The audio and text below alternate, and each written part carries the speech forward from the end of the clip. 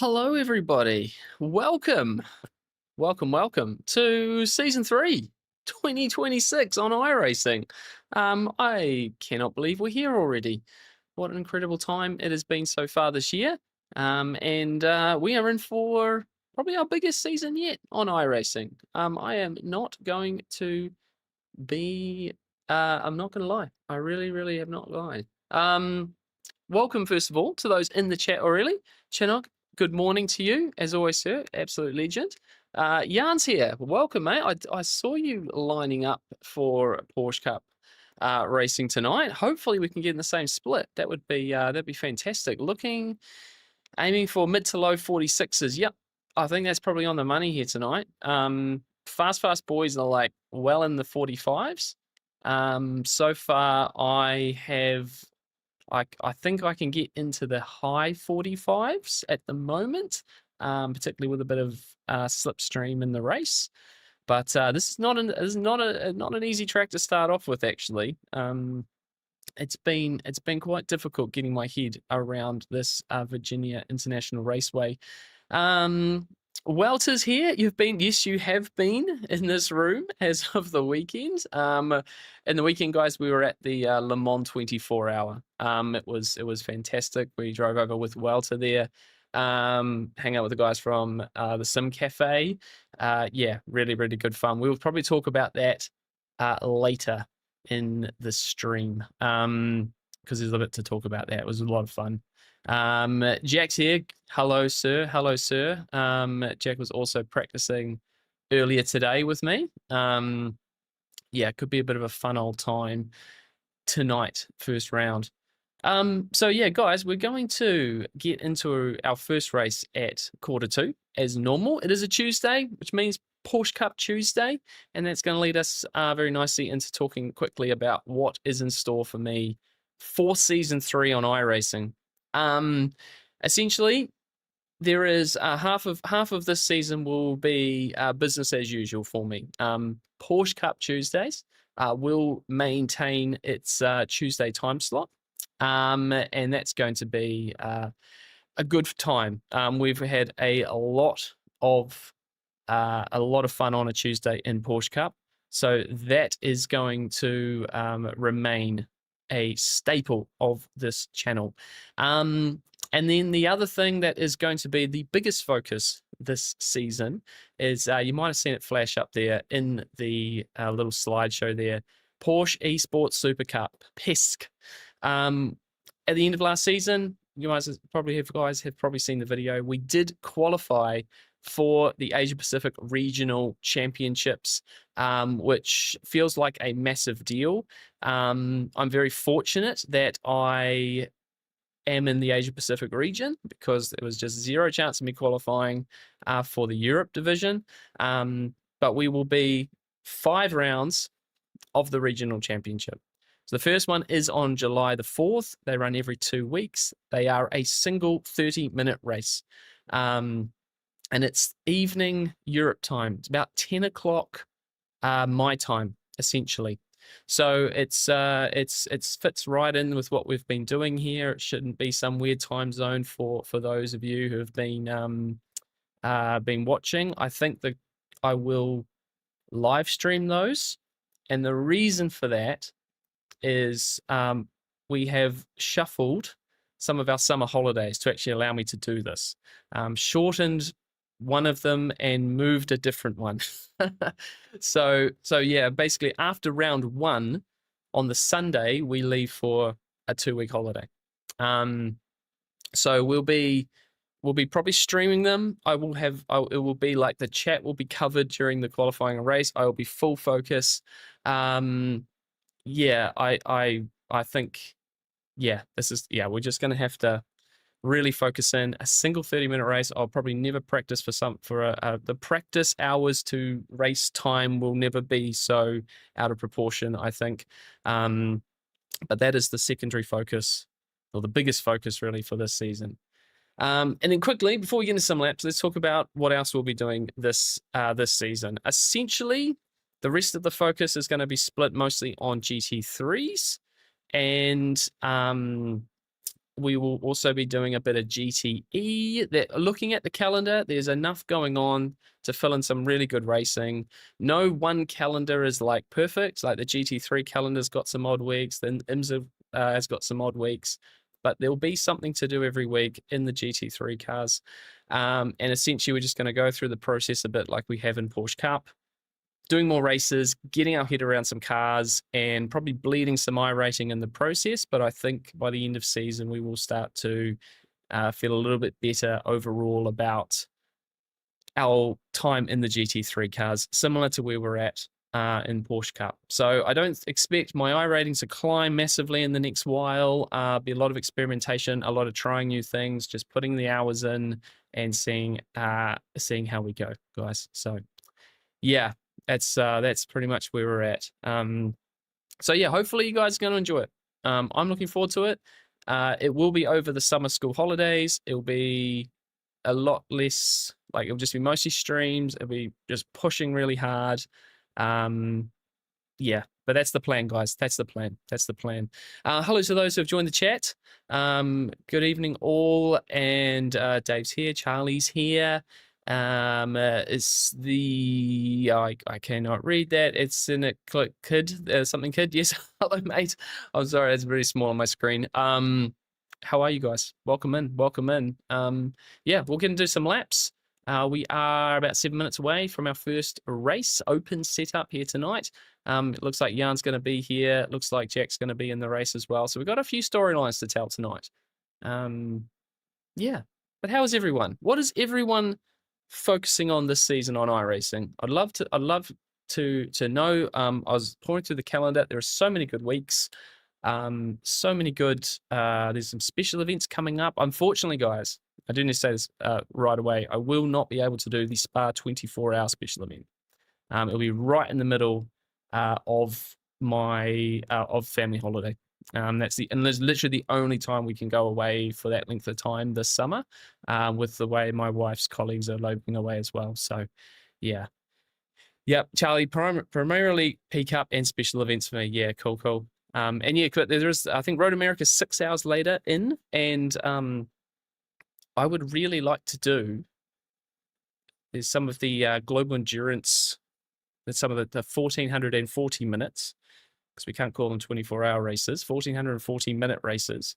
There's one at Daytona, potentially one at Le Mans at the end of the season. So we might be doing those as well. I need to convince some of my teammates to do some 24-hour races. Of course, they are all doing Spa 24, so they might be sick of it after that. We will see. We will see. All right, let's throw some game audio here. Moriwi, hello, mate. Welcome. Good evening, sir. Ready and for season 3, are we? Yeah, I'm just really excited, guys. It's going to be a really fun. It's going to be a really fun season. It's going to be a lot of really just big challenges for me. And I'm just excited to push and see where we get to, essentially. Yeah, hopefully it goes well. Hopefully it goes well. I think the regional champ races will probably be the most stressful thing I do. I have zero chance. I'm just going to say it now. I got zero chance of qualifying outside of this. You know, you got to be top 8. Top 8 go to World Championships. I'm not going to. If I can qualify, if I can finish in the top 20, I'll be super happy. But I think the whole experience is going to be just amazing. Super stressful, really high pressure, but invaluable experience for me. I need to change to that one. There we go, 10. There we go. 10 splits so far. Nice. Yeah, Porsche Cup's going to be popular this week. It's a base game track. I'm sure there's a few that I know from TSC who gained their C licenses. I know Welter and I were talking in the weekend about Porsche Cup racing this season, so I think there'll be a lot of people coming in to give Porsche Cup a go today. So, professional forgot to overlay again. Yeah, look, I'm rusty. I've had a week off, mate. I'm rusty as, and I wasn't even good after 12 weeks of practice, right? So yeah, look, all of the. Oops, that's super deep. Don't brake like that, guys. That's not the correct brake trace there. Yeah, pretty bouncy track. the Cup car is super bouncy though, so you'll get pretty used to it essentially. How you hit the curbs, how you land, what the car will do. But yeah, so 30-degree temps. The fixed race is like 40-something degrees. So for the first time in like 3 months, the fixed race actually has hotter temperatures than the open race. Because that was the trend last season. Fixed was cooler temps.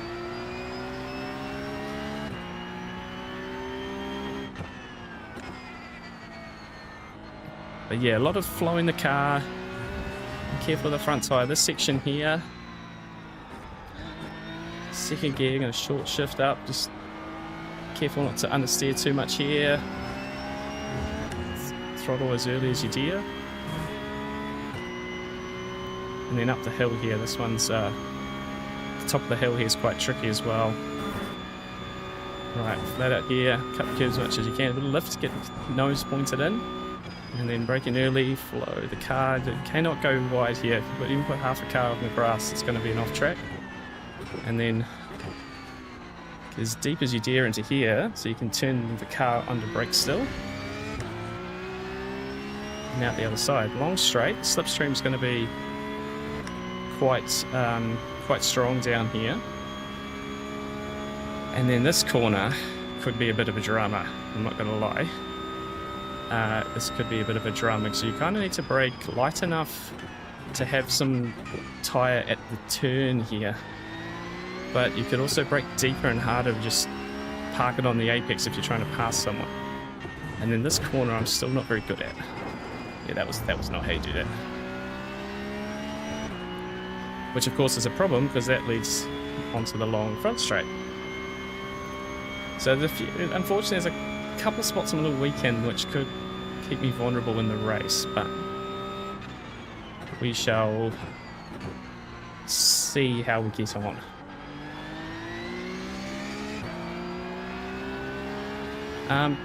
Yeah, I do like this track though. I think it's probably one of the best base content tracks in the game. We're going to have a base content track in regionals. We're going to be at Okayama. So round 1 for regionals, guys, is Fuji.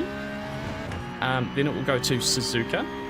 You'll see the pattern here. They are all Asia Pacific region circuits. And then we're in Adelaide, which I'm not gonna lie, I'm not looking forward to Adelaide. I have a lot of work to do at Adelaide. And then we have Okayama, round 4. And then my favourite round is going to be the final round at Phillip Island. And I haven't raced at Phillip Island yet, but I love Phillip Island as a real-world circuit. Incredible. So the fact that I get to race Phillip Island in the regionals, I'm very, very happy. It will be the final round as well, so I'm going to have proper time to prepare for it. Yeah, it's going to be really, really good. Mateo, hello, mate. I see you've been on it this afternoon with some incredible times around here. Low 45s. Mate, you're on an absolute roll at the moment, I'm not going to lie. Your performance at the moment is very, very strong. I feel... I know we're talking about regional finals and stuff. I just feel there's yourself and there's a few others who how you guys have missed out on regionals. I think it's just a real shame. You guys drove so well, driving so well. It's such a shame the regionals there isn't a scope for you guys to actually get a chance at this. But good to see you in the chat, sir. Hope you're excited for season 3 as well. Probably be 5,000 high rating by the time we get through this through this season, the rate you're going.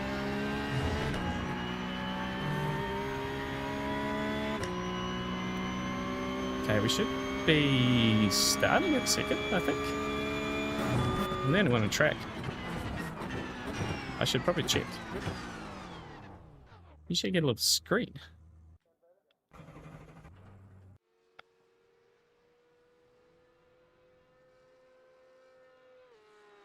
Here we go. Right on time. Yeah, had a lot of time to practice with VR in week 13. Well, yeah, I didn't drive at all in week 13. I was well and truly in need of a break, and it was good for me. I feel ready. So just join. Hey man, Grenadier Racing. Yeah, it's good. It's good. We are Um, we're ready to jump into race one. Feeling kind of ready. Feeling ready-ish. So Russ, hello. Hope you're doing good. Do you commit to one car all season or switch it up? Well, it's last season I pretty much just committed to Porsche Cup, so they made it super easy. So you can only have one. That's why I love Porsche Cup, because you don't have to choose. Um, but I think I think. Oh, are we in a different race? I'm door card number 1, everyone. Goodness me. Jan's here. Yes, we got Jan in the race. No pressure for race 1, guys. But no, I think for GT3 I'll probably stick to, like, I don't know. It's probably maybe 1 or 2 cars. I don't think I'll switch around too much. I hate bop chasing and stuff like that. So I take no prisoners. Yeah, well, it's everyone can be worried then. See you after, mate. Have a good race. Have a good race. Let's have a look here. Qualifying. But yeah, we're gonna be doing some GTE as well. Yeah, we'll just sort of see how it goes, really. With the GT3 stuff, because last season I was doing SRI league racing, so I did a league, and you were simply kind of locked into one car basically. So I get the options this time, but I don't want to just chase bop. Like, I'm happy to be in maybe a slower car, be working it out, finding some speed through that. I might just sort of pick one front engine car, one rear engine car, or mid engine car. Sort of just commit to that. Otherwise, it's just too hard. Just too many different variations of cars out there, and yeah, I'm not much. Yeah, I prefer. I honestly wish, guys, that it was you chose a car for a series for the season, and changing cars made you start from the pit lane or something like that. Because it's like, if you did a real life series, you're not gonna, you're not gonna change cars every week. That's, no one can afford that. So door 1, I can't remember the last time I was door 1.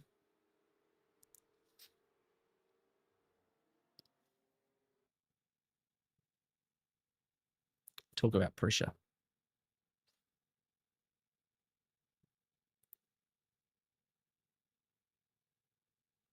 Right, let's qualify, shall we? Wish me luck, everyone.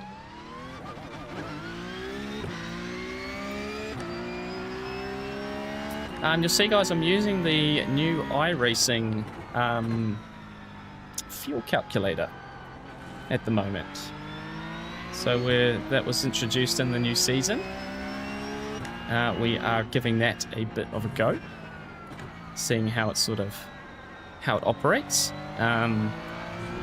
I think it's going to be worth committing to this, because it means that when you do teams racing, everyone can have all the same fuel data on their screens. Where if you use an overlay, everyone has different overlays. It doesn't share that information around. So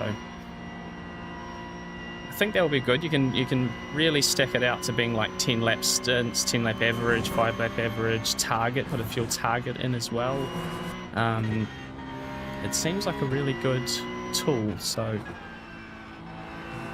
very, very good of iRacing to be adding things like this. There's obviously a track map as well for the first time in the native UI. We are still using our IR Drive overlays for that. But yeah, it's becoming a very good native UI system.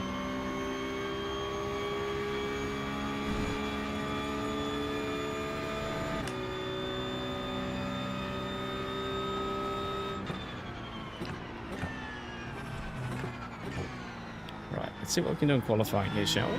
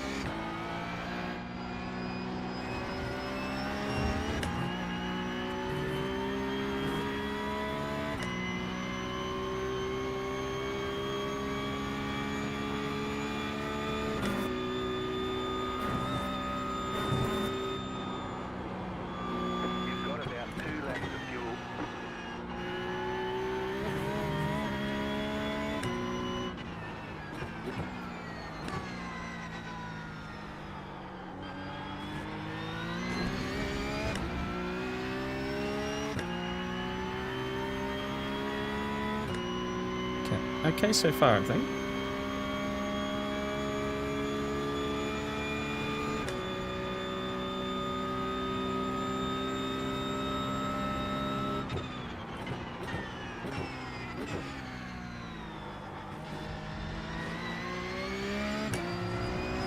It's 37 degrees as well, but keep that in mind.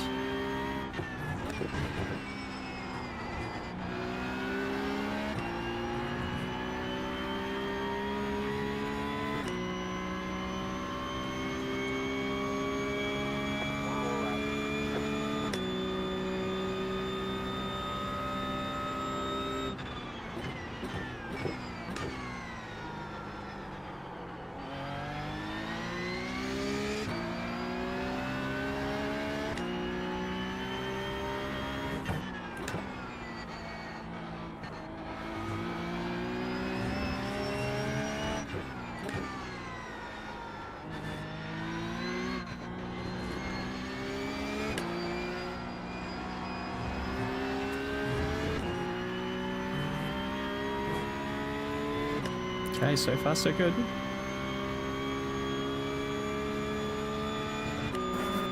Got to improve the second lap though.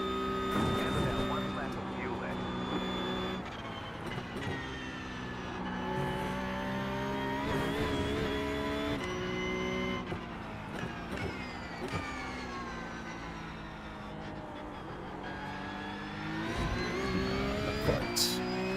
A little bit of time down here. Now you also see the timing in the top corner there has got the segments now. It's a new feature on the higher drive stuff.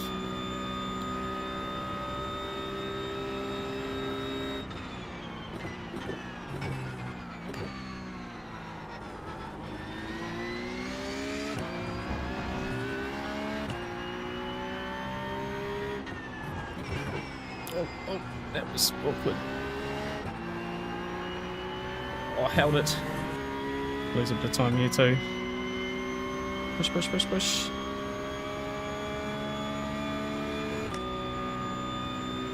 Oh, it's not too bad. It's a little bit messy in a few spots there. About a 10th we gave away. We'll see if it's enough. We'll see if it's enough. This is open. This is open. JQ, hello. Oi, oi, oi. How do you know the limit of the car? If you suddenly lose the car, difficult to feel the force feedback. Yeah, it can be. It's just, honestly, it's probably just a lot of driving. I've lost the control of this car many, many times. It's just a bit of a general feeling that you pick up from just a lot of laps. I did, what was the number? I think it was something like 2,500 laps in this car last season, or something stupid like that. Oh, I got pipped for pole. 45.6. Someone did a 45.6. Crazy. Yeah, where are you, mate? 47.1. Tiredness is to blame here. Hard to race tired, mate. Hard to race tired. Right, let me quickly, before I forget, because I've done this before.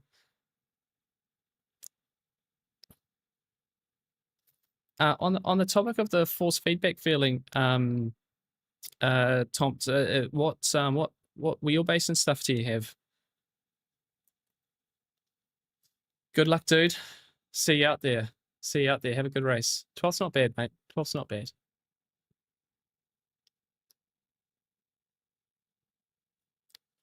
Yeah, I didn't have a 45.6 in me. That's a really good lap. That's a really good lap.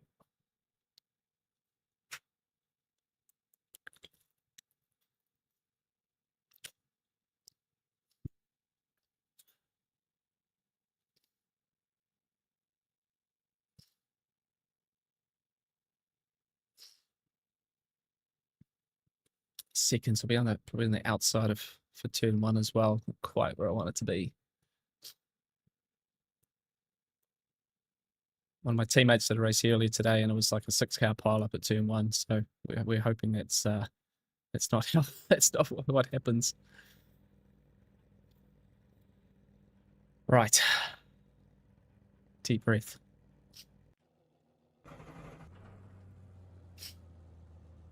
Deep breath. Here we go. That's what we wanted.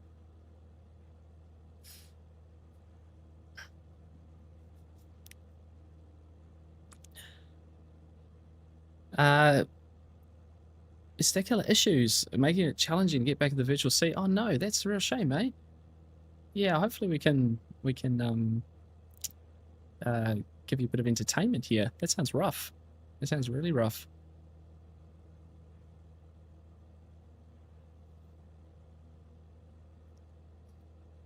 Right, second place.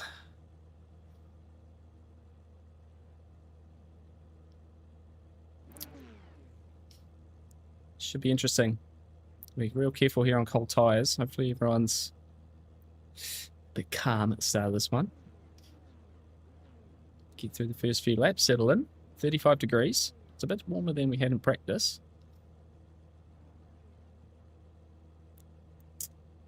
See if we can just put a race together. See how we get on. So, Q3. Okay. Difficult to lean on the edge sometimes. Suddenly I lose the car. Okay, interesting. Interesting. Thanks, Channel. Appreciate it, mate. Thanks for the good lucks, guys. We're gonna need it, I think. Well, as much as normal, I guess.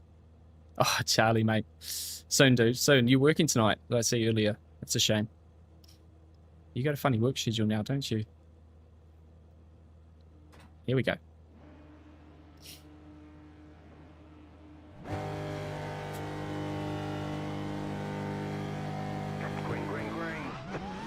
Ooh, decent start. That's a really nice start.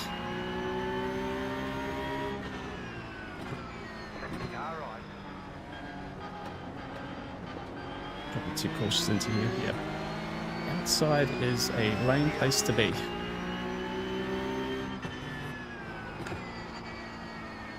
Don't lose the car. This guy's understeering into oblivion almost. Oh no, no, don't. Oh,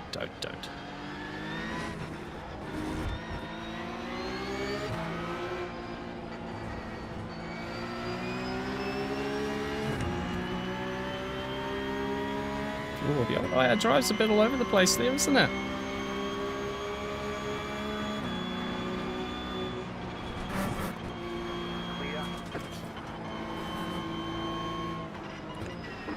Oh, I've got someone else in there too, bro. I wasn't even stopping.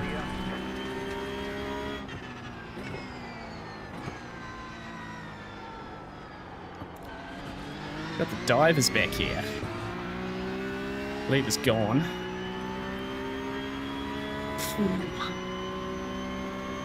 Yeah, that was a bit rough. Didn't like that dive at turn 5 or whatever it was, but at least out the other side of it, eyes forward now.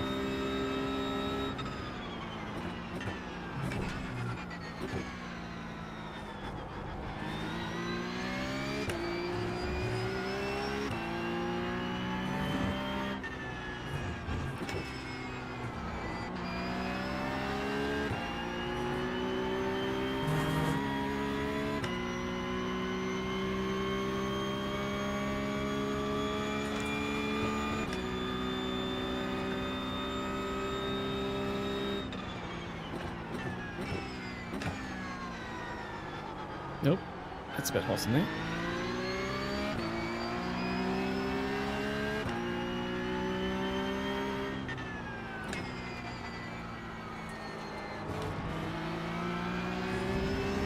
The time here. Of course he is.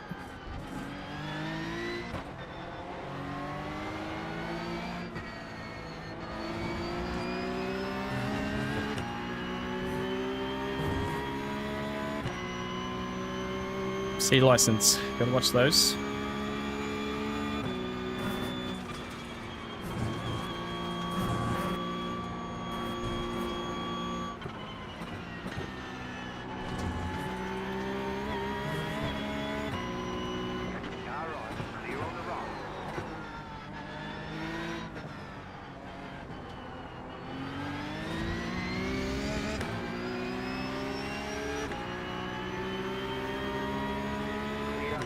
All right, something about the radar tonight that is not working well at all. All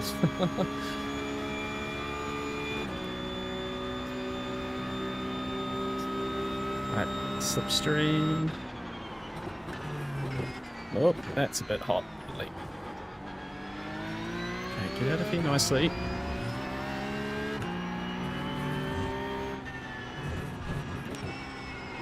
Oh, you're kidding me. That's literally the worst thing that could have happened.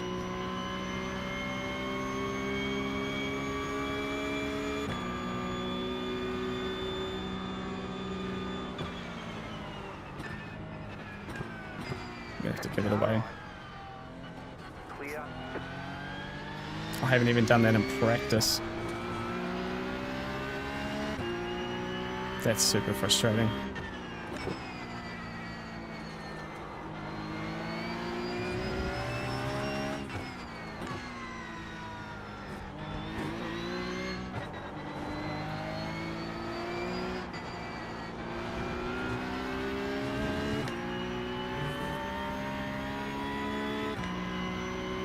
Yeah, the radar's all over the place, isn't it? That didn't work at all. Yeah, the first thing after today's update, the first thing I did was like resize everything too, because it was like really small and out of place. So yeah, something's up with it at the moment. Fortunately, we've got the spotters as well, the iRacing ones, for crashing behind. So I don't want to fight too much and let those guys behind catch up, because they are, yeah, they're not racing particularly well there at the moment. So we don't want to get involved with them.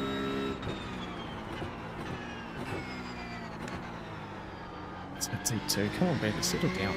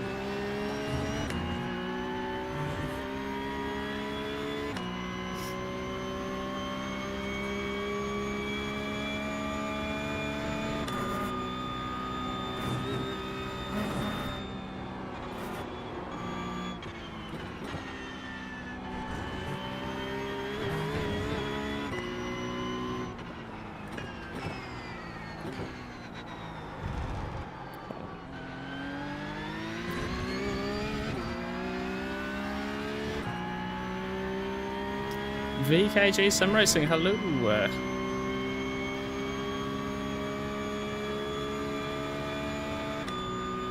Welcome into the stream, mate.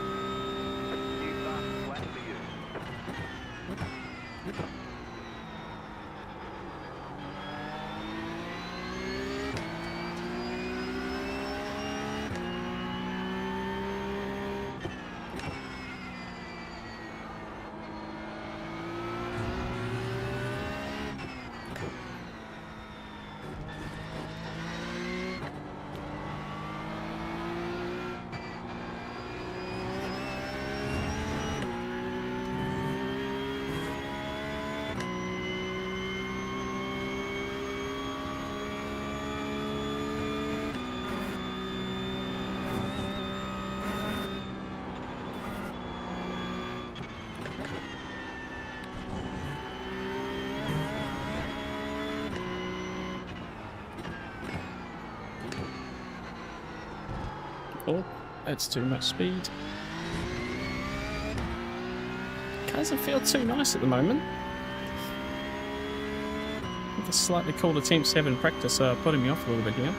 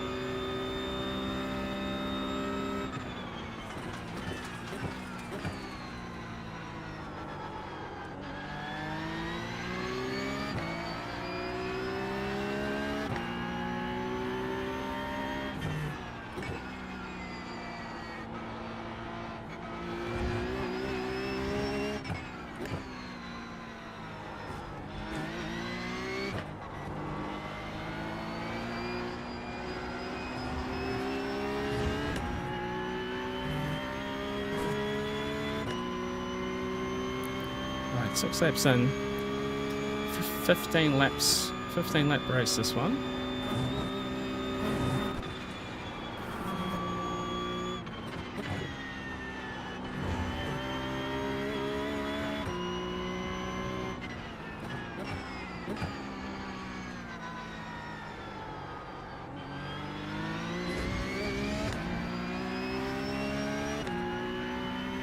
Slightly bit up.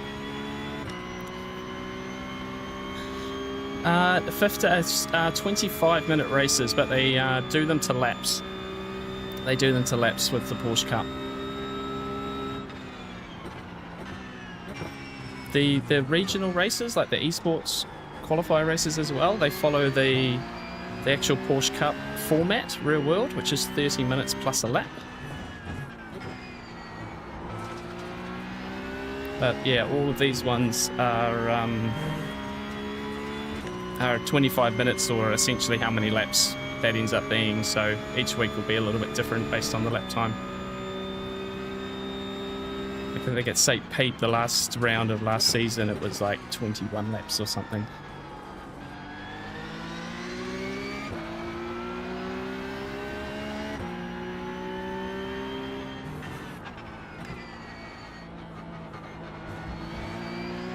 Oh, spinner.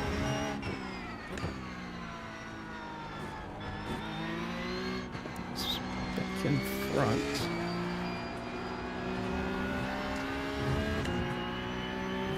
That's the guy in P2. Just gotta slow down still. See how he treats this.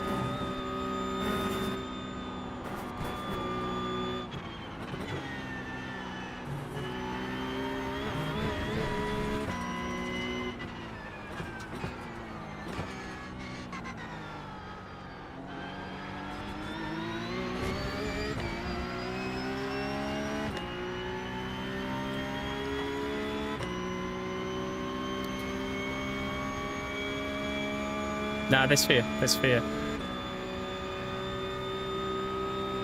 Yeah, 25 minutes is a good amount of time. I find the 20 minutes races are too short.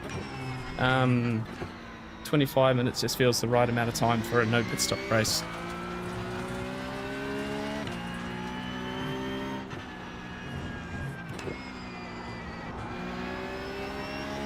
Especially when the races are every hour, you know. If you've made them 20 minutes, an extra 5 minutes of waiting around afterwards, you know, so. Okay, guy behind's almost a second now, so. Behind making a bit of a move here. We'll see how we get on. It's in front of fighting.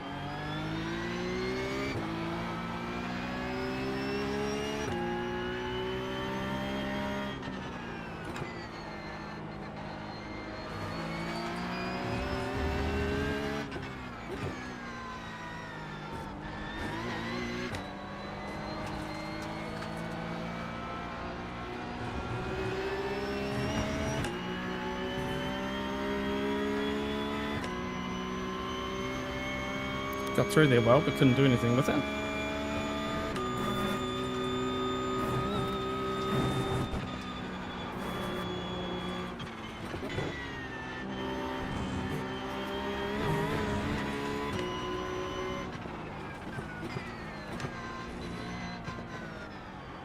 Didn't flinch there. Right, guy behind's going to be involved now.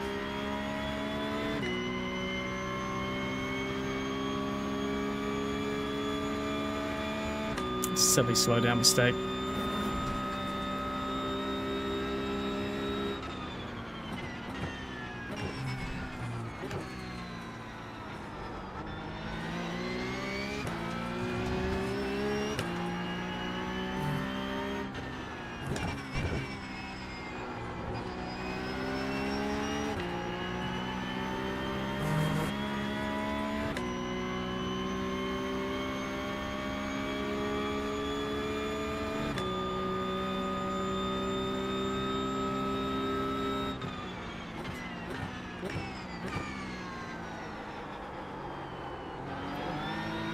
Too much apex speed.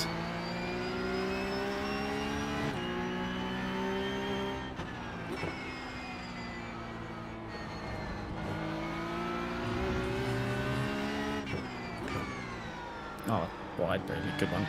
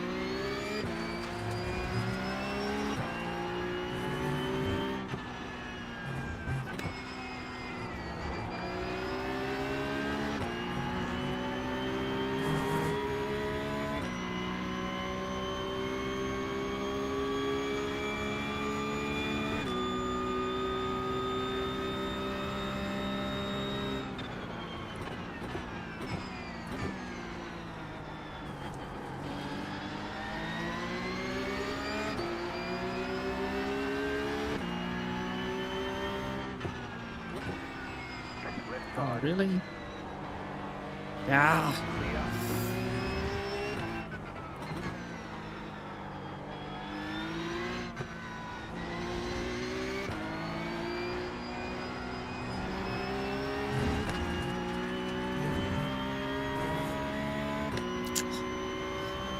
It's annoying.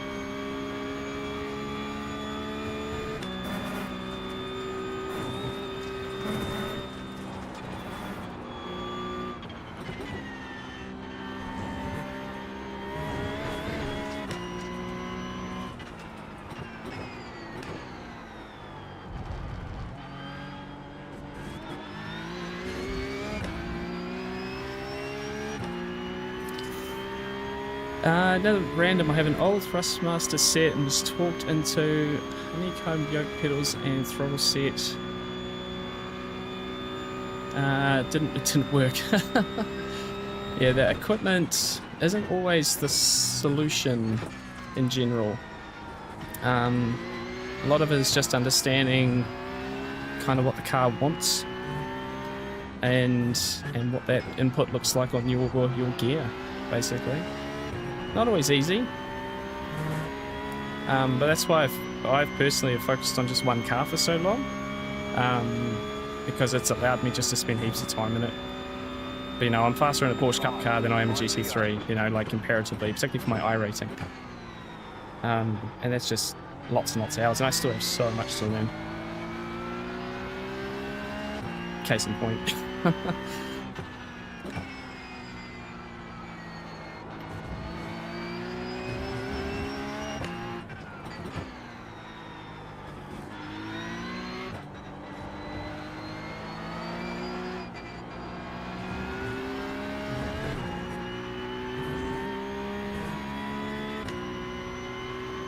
Okay, we've got 4 laps after this one.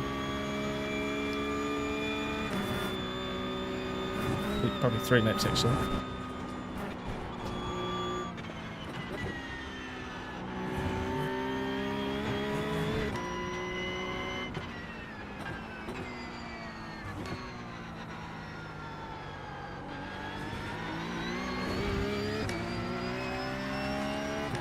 Not really in the battle ahead at the moment. See if we can get a bit closer. These guys will definitely fight.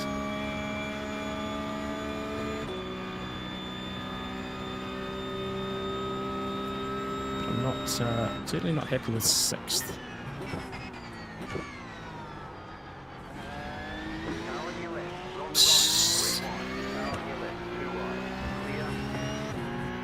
Okay.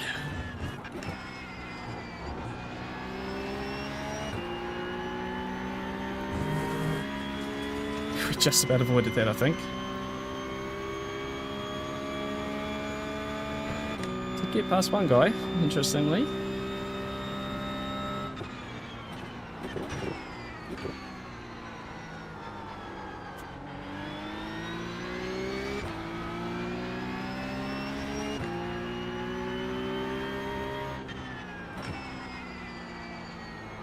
Got a bit nervous when it told me it was 3 wide and I was going to be on the outside.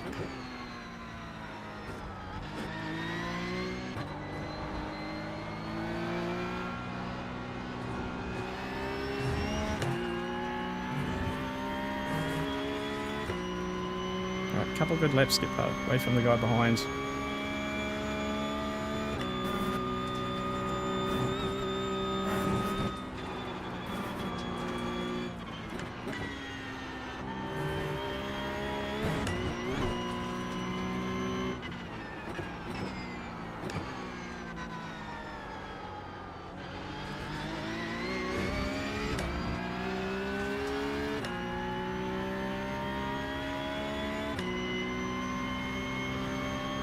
Guy in front's done 45s.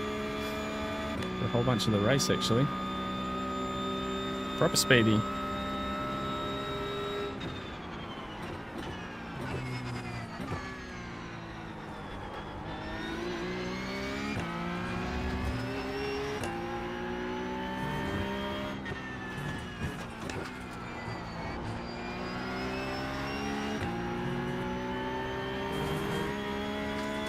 That's a much better lap.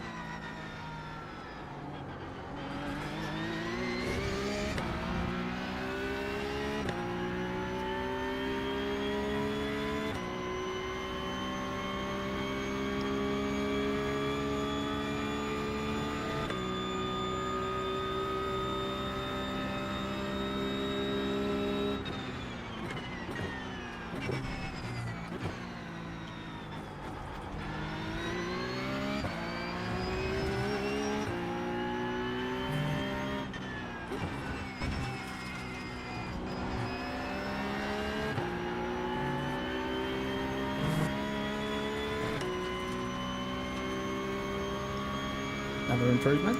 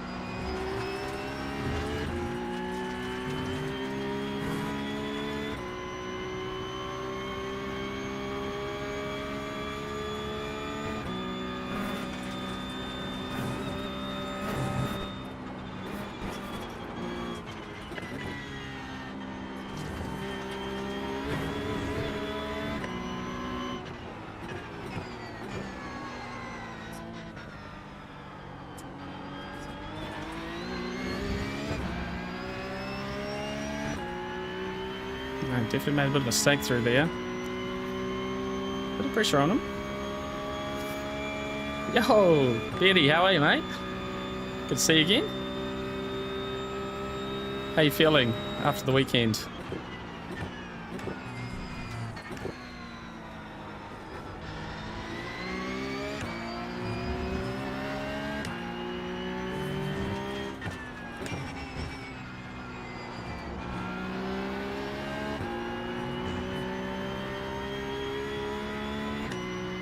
Okay, I think it's the last lap. There it is.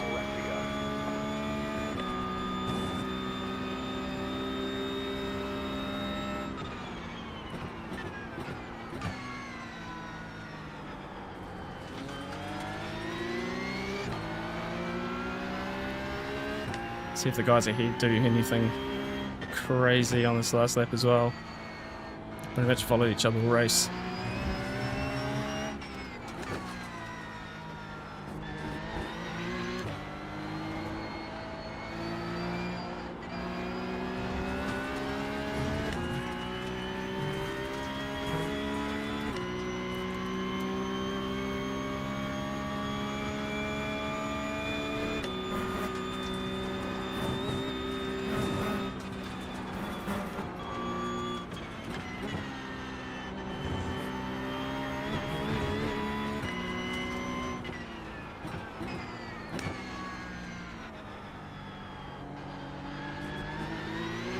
Not the best exit.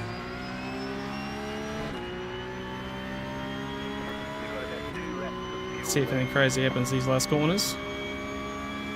It's got a bit of a run for P2 there up in front. He's having a look. Just to show the nose.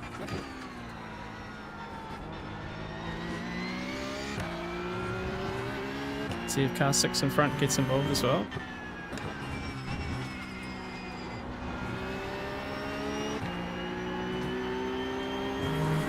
Finish as we are. Okay, P5. Not good, not bad. From P2. Better pace at the end there. And a few mistakes cost me some places. I think if I hadn't made that, haven't got that slowdown, I would have been in front of these guys. I could have driven away with it. But that's right. Better than nothing. The guy who passed me there, he finished in P4. He went up 18 spots.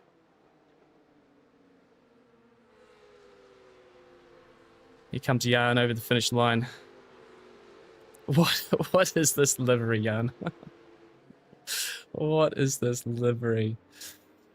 Oh, yeah, very tired yesterday. Fresh as a daisy now. Good stuff. Yeah, like day after the day after, right? Seriously, it's I was properly knackered yesterday. Didn't do a huge amount, but yeah, feeling a lot better too. What a great weekend though we had, right? Absolutely a great weekend. What was your favorite car of the weekend? Mine was the Valkyrie and the GT3 equivalent. Yeah, I think probably the best in the weekend was hard to say. Hard to say actually. You know, I think just the hypercar field in general. I'm always so happy with how diverse those cars are, you know, and they all sound just a little bit different. I think it just makes a real spectacle of it. So yeah, I did put the miles in though. Yeah, I did 34,000 steps. Actually, guys, we should talk about it. We should talk about Le Mans 24 hour. Okay, we were at the Le Mans 24 hour in the weekend, and it was fantastic. Seriously, so I've seen the World Endurance Championship at Spa the last few years. There you go. Got some safety rating. Got some iRacing. Only 2 incident points for me. We'll take it. So I've seen the hypercar for a few now, and but Le Mans is just another level. I've also been to Le Mans before. I was at Le Mans last year for the Le Mans Classics weekend, and but the Le Mans 24 hour, I tell you guys, it is another level. The amount of people who were at the circuit was mind-boggling. And so basically what happens, we drove over on Friday, so we're there for Saturday morning. We end up getting to the track probably about like, let's say like a 12:30, maybe just before 1 o'clock. And we had lunch and bits and pieces. So we go to 4 o'clock start time, and we had parking at Arnage, which is the corner after Indianapolis. And a few of us decided we were keen to go to the start finish line, sort of main start of the lap for the start of the race. So it's fixed there, cool. So we essentially walked there. There were shuttles, there were huge queues. We kind of looked at it on a map and I went, oh, it's maybe like 5K. And the way you actually had to go probably made it more like 7. So it was quite a walk actually, but a few people were doing it. Very hot day. And, so we ended up, we ended up essentially walking to the start finish line and then all the way down to the Mulsanne corner. Yeah, Dargo, yeah. Hey, Dargo decided to come along, and I think halfway through is like, what have I got myself into? But we were committed by that stage. So we found a spot because by the time we got there, it was clear that all the good spots, people had been camping there for like 7 hours. And there was so many people. It was just a sea of people as far as I could see. And of course, I'd been there before, so I kind of knew how to get to a few of the spots. We found a good spot for the start, and then we spent the first part of the race in, kind of the area. So you go under the bridge into that sequence and then onto the Mulsanne Straight, and we were in that area there bouncing around. But it was very, very hot. Shade was at like a minimum. It was very open. And you could tell everyone was just really fading. So we're trying to stay cool, trying to stay out of the sun, because we knew it was going to get dark later and it would actually cool off and be great. But the amount of people was just amazing. We went around all those different stands and soaked it all in. The racing was flat out. Like there was no safety cars or slow full course yellows for like 7 hours or something. It was just flat stick. And then, we're getting later in the day, and a few of the guys needed to get back to Indianapolis corner. So we were going to go back there, and then a few of the other guys were getting off the shuttle to come back to the front straight. So I was like, okay, cool. I'll come straight back because I was quite keen to stay around there. Stayed into the night, watched the cars well into the night. We ended up shuttling back to the cars at like 1 a.m. or something. So it was a huge, huge day. The atmosphere was amazing. Even at midnight, the crowds were huge. Just people everywhere. Everyone was soaking it in, and just a massive day. So ended up walking like 34,000 steps, most of it in the heat of the day, and ended up being like 21 Ks. Basically walked a half marathon. So safe to say on Sunday I was pretty tired. In fact, the whole group was really tired, and in the end, we got up so late that the way the timing was and needing to drive back to Belgium and stuff, we ended up having to just come straight home, which is a bit of a shame. But it worked out better, I think. So it was a great weekend, and the cars are amazing. The hypercar is a hero class, and I was saying to a few of the guys, like, I think, if you have a chance to go to one of these events, if you have a chance to go to a World Endurance Championship event, do it. It's fundamentally affordable. It's so much cheaper than Formula One. The racing is insane. Like I said, I've been to Spa the last 3 years as well. Insane. And the cars are genuine hero cars. They all sound a little bit different. The racing was super close. Having the LMP2s there was great as well. The noise they made on the downshift before Mulsanne Straight was just beautiful. At the end, we were basically at midnight, and I took a few of the guys down to there, and you could stand on the outside of the corner onto the Mulsanne and just watch the cars fire through there. And obviously the multi-class and people trying to, get a good run and pass on the exit and stuff. And you could just see the faces light up of the guys I was with. They were just loving it. And again, I'd sort of been there, so I kind of knew about it. And like last year, we were at Le Mans Classic, and I was watching Group C cars go through there. And these are historic cars, but they were just racing them flat out back. And that was just beautiful. But yeah, the whole track's amazing, and yeah, it was fantastic. It was fantastic. Join TSC comms. No, not tonight, bud. Not tonight. We'll hang out with the chat here. What do we got till the next race? About 10 minutes. Need to do some laps here. But yeah, if you get a chance to go to a World Endurance Championship event, especially like if you're in the UK next year, Silverstone, they're going to be at Silverstone again, and I just recommend it. Highly recommend it. It's a really good race, and you know the normal events are 6 hours, right? So if you go for Sunday, you get to watch 6 hours of racing. So it's great value for money. The cars are amazing, and I think we are in like a golden era of endurance racing. We talked about you probably talk about the 90s, the early 2000s, like Le Mans being at like this peak, and it went away. And I think it's back. I think we will look back in 20 years' time on this period over the next few years, particularly, you know, the last few have been building to this. It is a golden era of motorsport. And between that, GT World Challenge, obviously what's happening at the Nordschleife, yeah, Spa 24, I'm going to be at Spa 24 in 2 weekends' time. It's as good as it gets. So if you have a chance to go to any of these events, do it. You will look back very fondly on your time in there. Yeah, I cannot stress it enough. And next year, I won't be here. So, you know, we'll be back in New Zealand. We will be back in Europe at some point in the years to come. So, you know, I'm making the most of this year because I'll be significantly depressed next year when this comes around, and I'll be watching it on TV, remembering my time I had at trackside, and yeah. But no, if you can be around, if you can get to one, it's worth the effort. It's honestly amazing. So yeah, tickets for a weekend at Le Mans were €100 for us here, and that's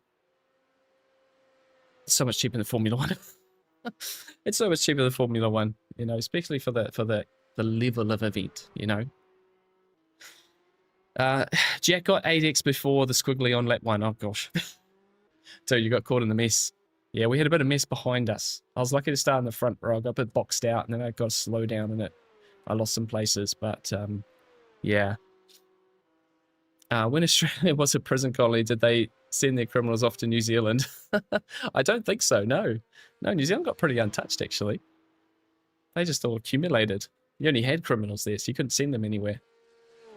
The feeling that hit me at NASCAR event was incredible. Yeah, I can imagine the feeling F1 or GT series. Yeah, now the noise is great. The GT3 cars at Le Mans are silenced, and that is essentially to make the hypercars the hero car.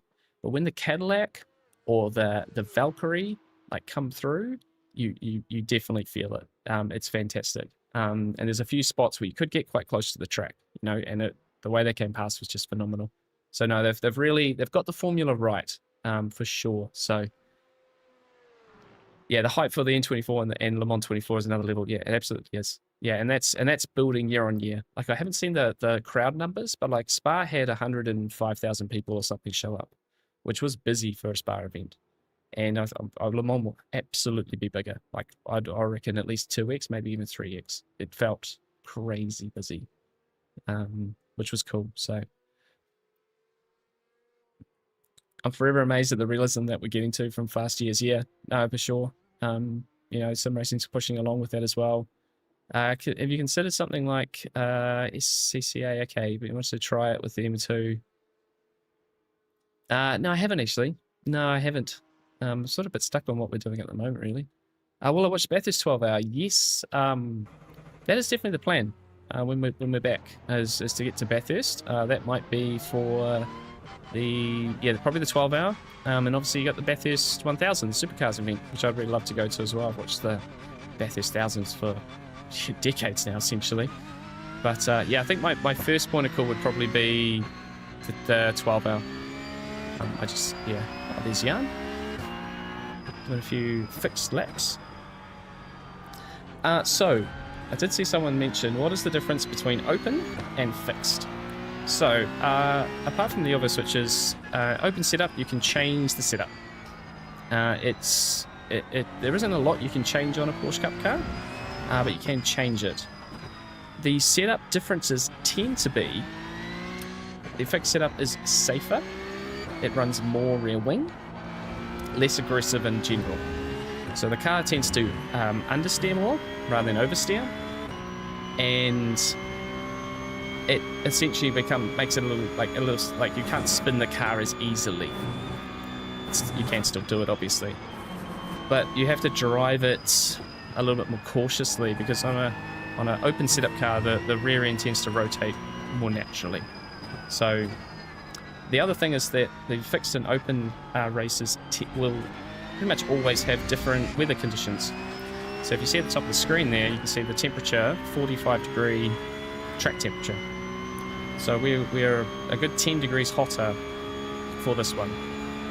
And that affects the grip levels quite significantly. 10 degrees is a lot on iRacing. And that will affect how the car turns, where the grip levels are, where you brake. So a lot of it's the same. It's subtly different. And you sort of have to be ready to kind of understand where the new limits are.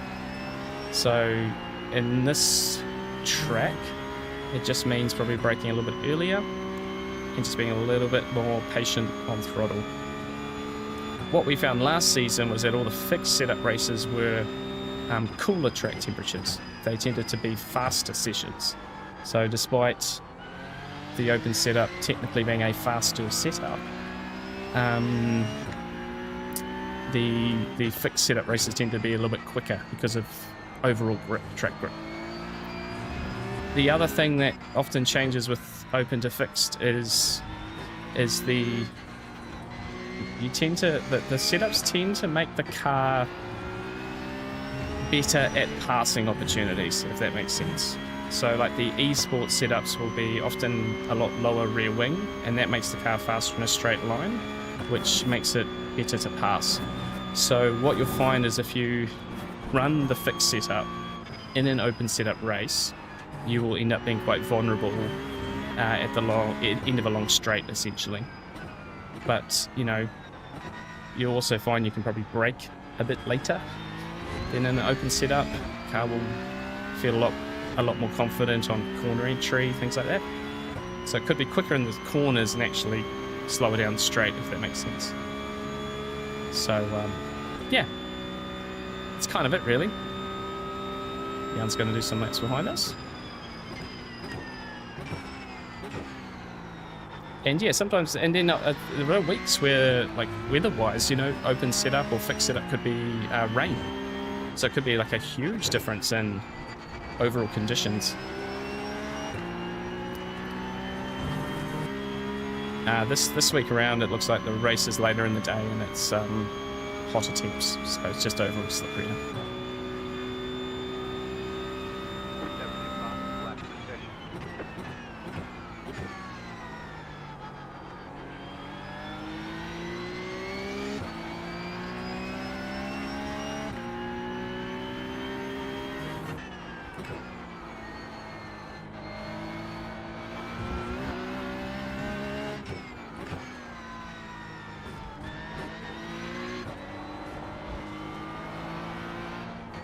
It's a lot more understeer there. A lot more, actually. Oh, it's going to rain at Imola. In open or fixed, Jack?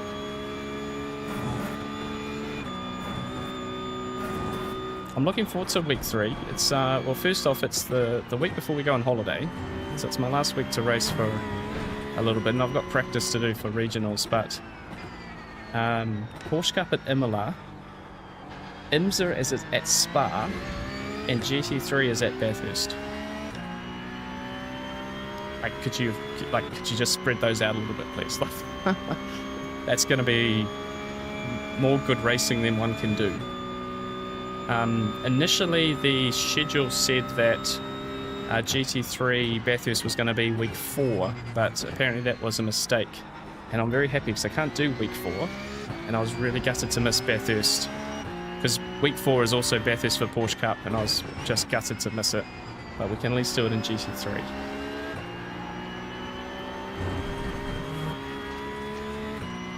One of the greatest tracks, so. I don't have my own open setups. I have a Go setup subscription. I pay for that. That's not a sponsor thing or anything like that. I've had them since my ACC days, and they do a nice job. The Porsche Cup's setup's always very nice, and they are put together by Cooper Webster, who's a Red Bull esports driver, and he is going to be in my regional finals. So we will not be at his end of the race because he's 11,000 iRating, but it would kind of be cool to race on the same piece of track as him. Although I am a bit worried because they won't obviously be making regional setups because there's only a handful of us doing them. So I might have to reach out and see if they're willing to... Sorry, bud. Didn't mean to get that close. I have to reach out and see if they have any setups lying around for me, so that'd be kind of nice. So I know week 4 is Bathurst and Porsche Cup. I'm super disappointed. I reckon that would have been...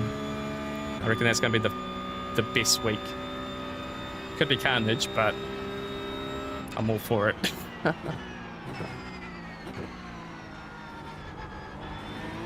I am all for it.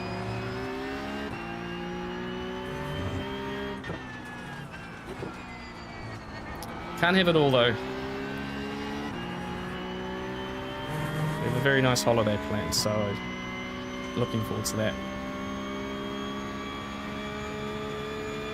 And we'll just have to make it up for it with Bathurst GT3 instead, which will be super popular too. Yeah, it's super hot, eh? It's yeah, it's super slippery. Oh, here we go.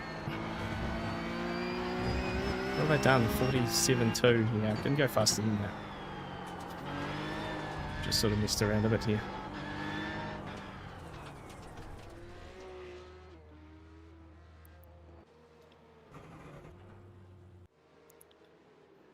Maybe I pushed too much on brakes. I think so. I think you're probably going a bit much, yeah. 50.7, so that's what, 2 clicks forward? 3 clicks forward? I was thinking going a bit of forward, actually. Hey, Tony. Welcome, mate. Thank you very much, sir. Appreciate the like. If you haven't already, guys, please hit the like button. I'd absolutely appreciate that. It really helps the channel. 3 clicks, yeah. I did practice on that earlier, and it seemed a bit better. Because it's like 6 or 7 clicks forward in open setup.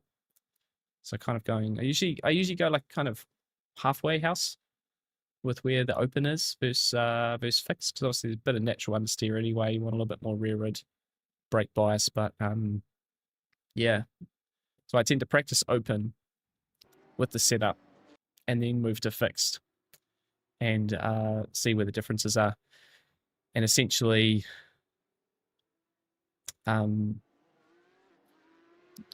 sort of copy a little bit the brake bias from open,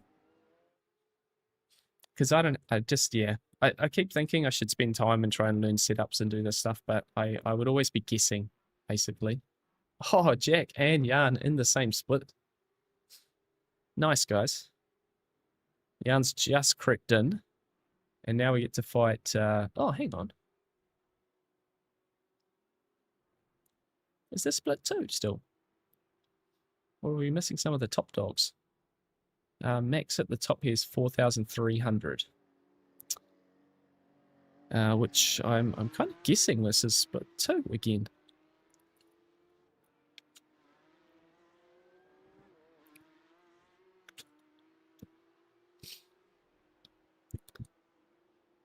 Oh no, not again.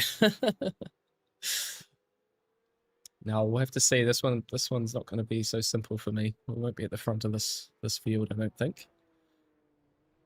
We can practice our chaos navigation. So, Mateo. Oh yeah, Mateo. Fortunately, there's NEC in week 3, so I can recover my SR after Imola. Nice. Yeah, I'm not sure. I'm not sure if we're gonna, because it's this. NEC, this next NEC, mate, is the 6 hour. So it's not the 4 hours. Yeah, I think I'm going to have to just work out if I can even do it, because I've got regionals in the evening and I'm just not sure of doing a 6 hour race. We'll have to see. But I kind of want to do it because it's a 6 hour. I'm going to miss the next one as well, one after that. So I kind of feel a bit. Yeah, good luck, huh? Good luck. Any advice for someone new to Porsche Cup? That's a great question. Brake less. Light and long. That's probably the biggest thing with this Porsche Cup car. If you're coming from essentially any other series, like 70%, 60-70% peak pressure, and like look after the front tire under brakes. Basically, you can smash the pedal and get the car stopped, but you use a lot of the tire to do that. You then turn in, understeer, really bad understeer, because the car's got less aero on the front than a GT3 car, so there's sort of less natural push down on the tires, so you sort of got to just really look after them. That's probably... Yo, Targo, hey mate, welcome mate. Mr. Weston, everyone's in the chat tonight. How are you feeling, sir?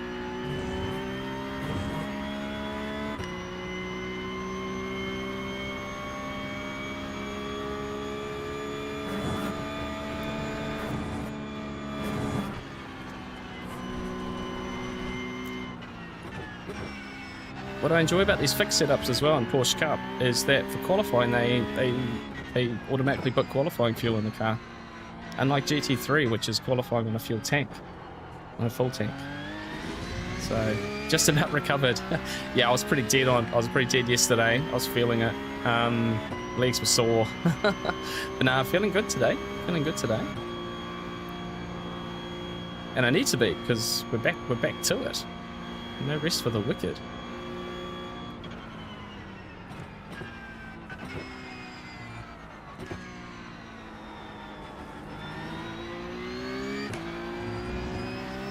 Tiger, what time did you guys get back home on the Sunday?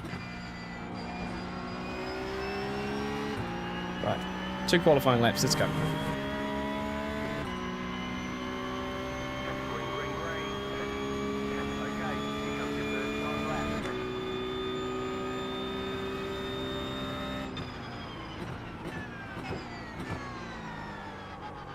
It's almost too deep.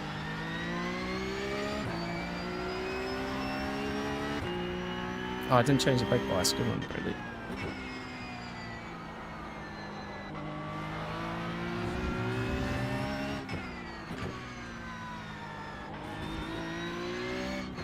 Oh yeah, changing in the practice, but it obviously then puts qualifying fuel in.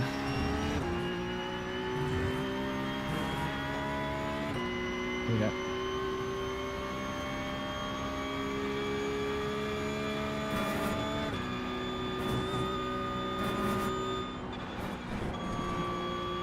Oh, there's an off track. No! Cut it too much. Right, this one's not going to count.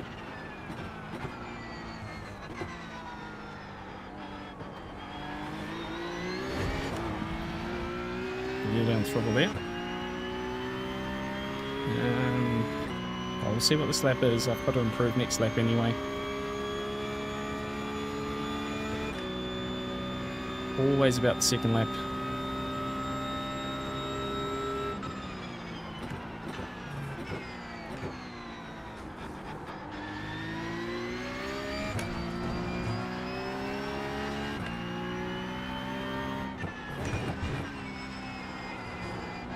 Patience.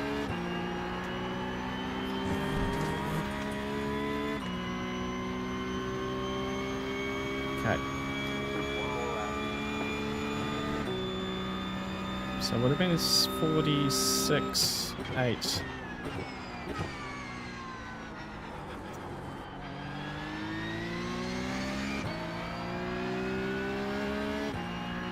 Let's put this one together.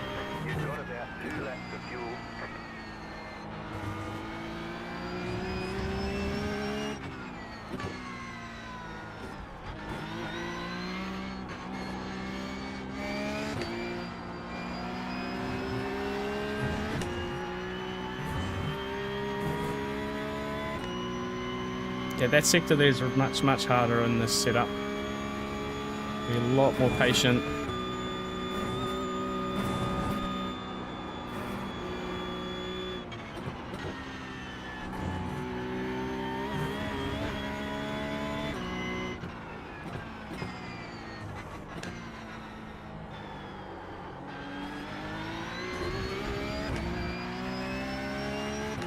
That wasn't terrible.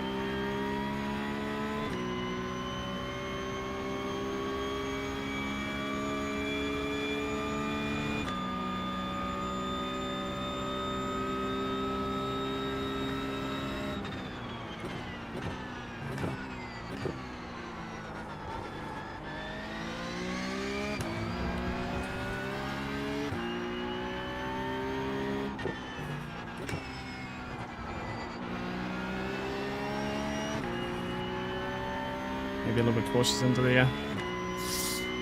Let's see what it is.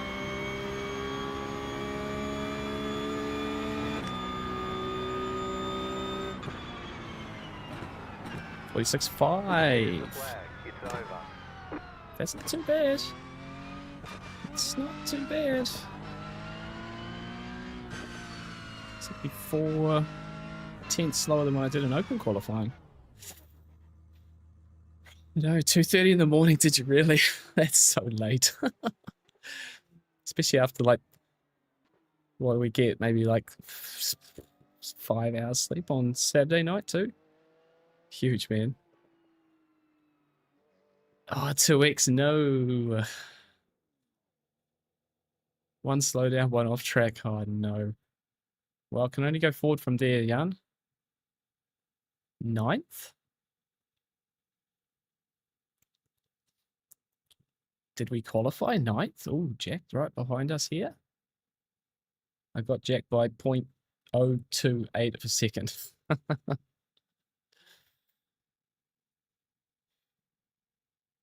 Can't qualify, so yeah, honestly, yeah, good luck, Jack. Good luck, bro. Yeah, the qualifying in this car is like a quite a unique thing.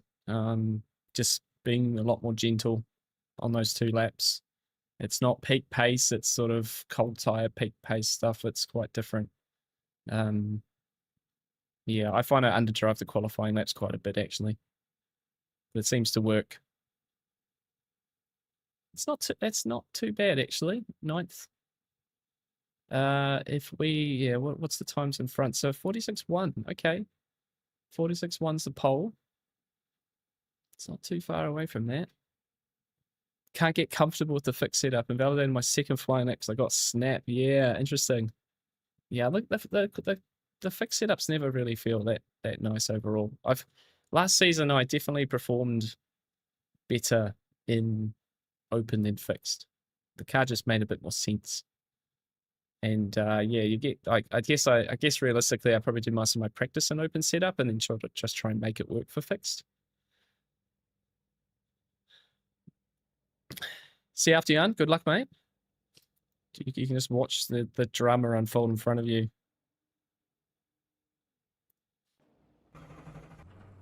Okay, inside this one.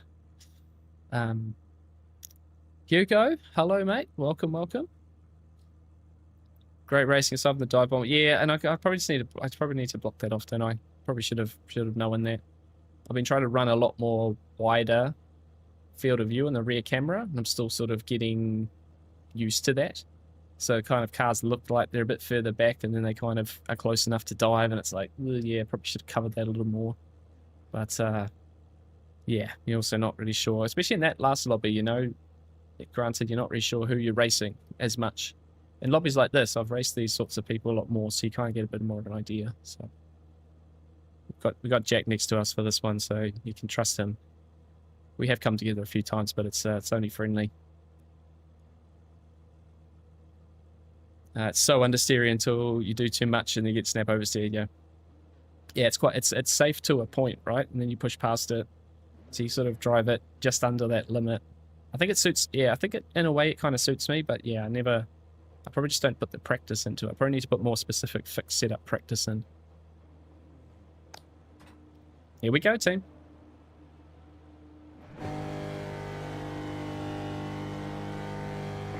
Green, green.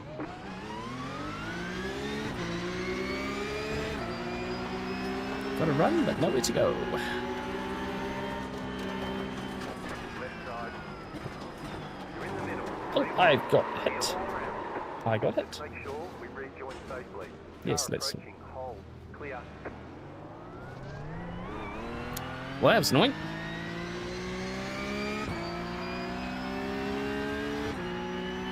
Sorry, Jack. Got caught up there.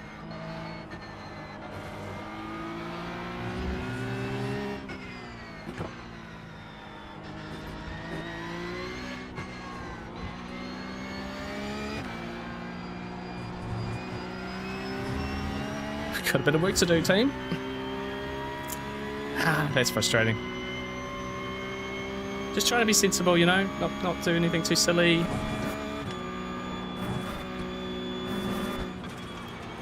know, it's an awkward braking zone. You can easily go long.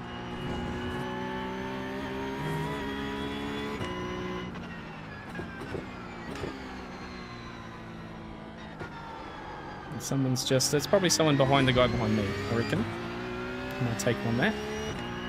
I was pretty cautious in there. Oh, you're going to meatball check? No, really? How did you get a meatball and I didn't? We didn't... I got hit, didn't I? Into you? My car doesn't feel damaged.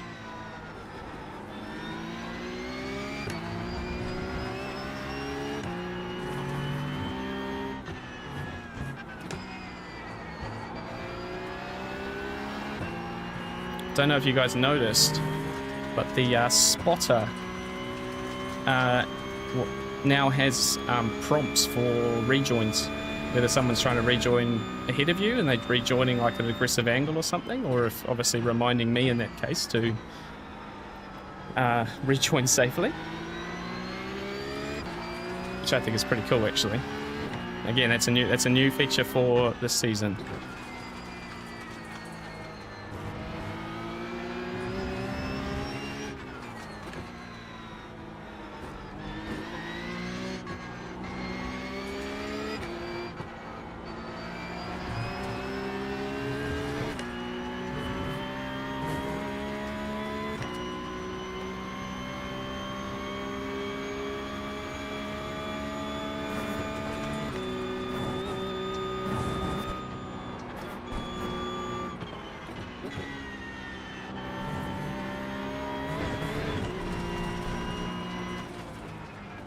Car on your left.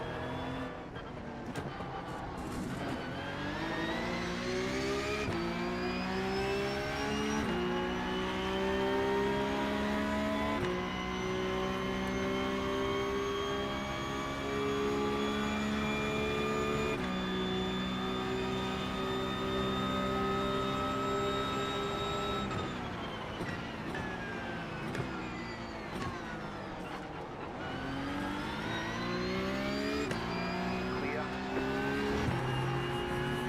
Held it.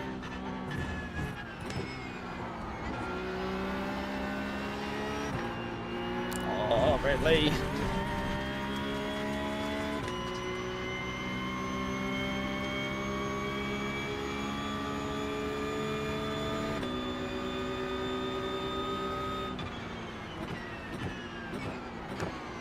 Oh, turn. Come on. Clear.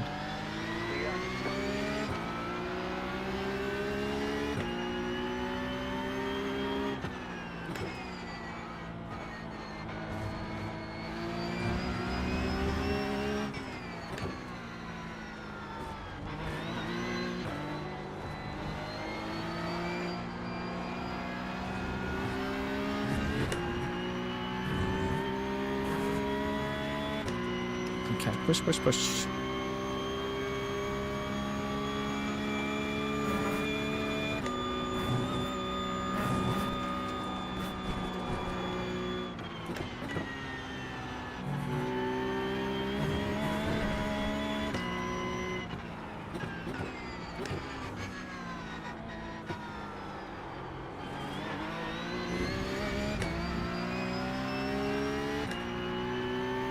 There's a lot of cars ahead. It's good. Get messy, team. 8 minutes too. Wow, could be a lot better, mate. 8 minutes is a lot. Have to look back on that.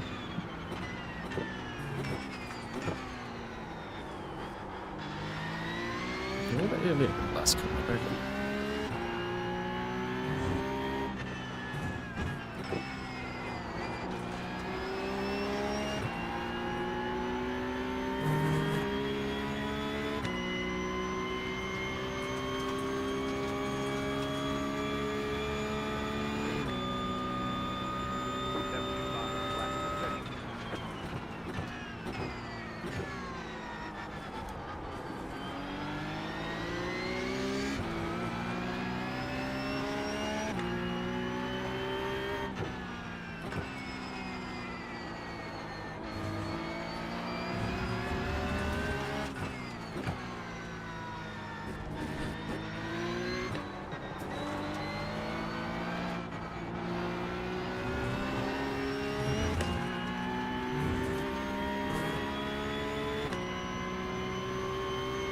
Yeah, the guy at pass must have had some serious damage because he's fallen right back.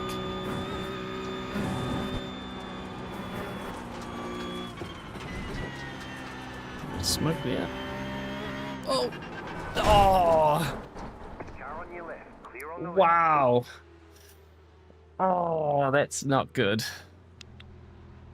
Yeah, that's done. Your car has too much damage. We've got to fix it. Whoops. Oh no.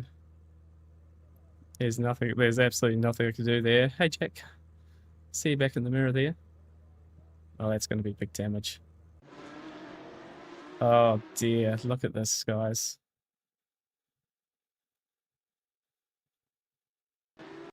No brakes probably, eh? Can we just call it now?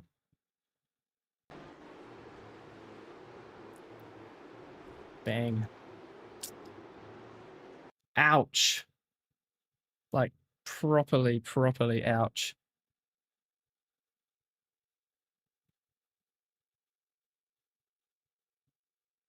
Whoopsie daisy.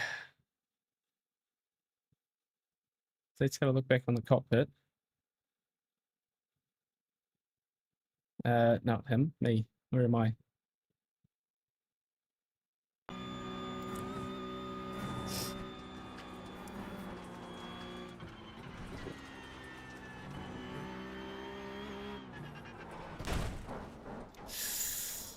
Ow.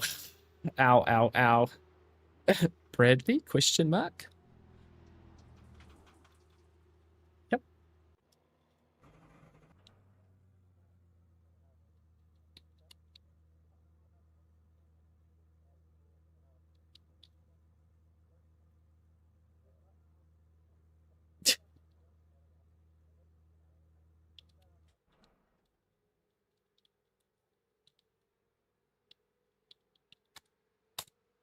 Yeah.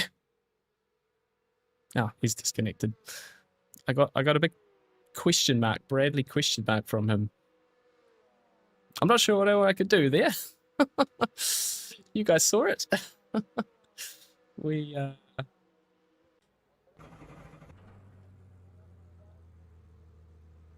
yeah, it's pretty much over now.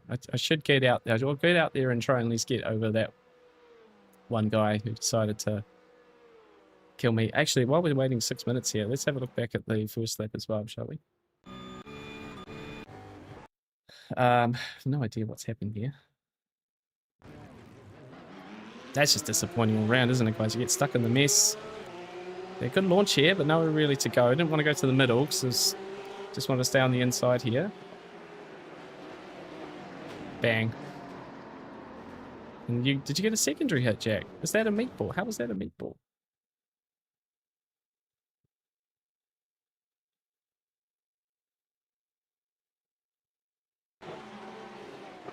That's just bad, isn't it?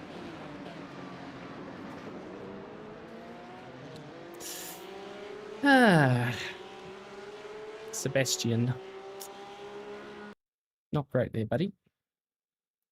Especially coming from this far back, you know. I get it. This guy's left the door open, but you know he's braking. I'm braking.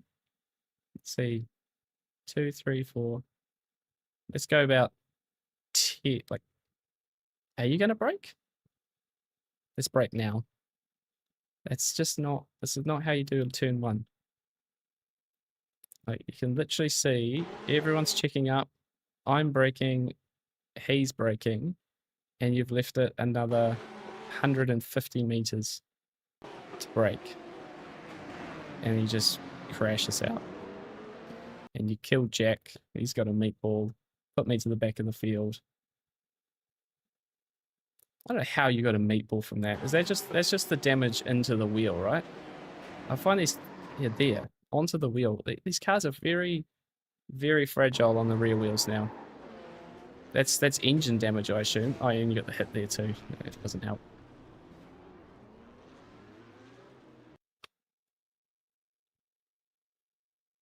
Well, yeah, deeply, you're right. Deeply, you're right, mate. That's apparently he's just gonna just charge in. Cold tires, car's terrible, and you get into the ABS. Yeah.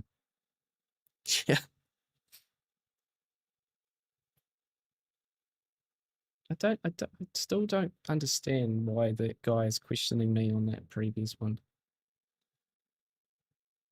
Where are we here? There I am. I just don't understand.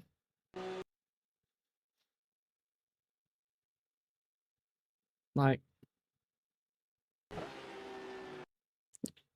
we saw the smoke, but I can't see him until I can see him, right?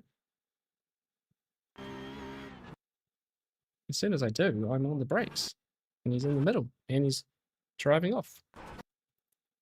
Your grip limited. There's nowhere for you to go.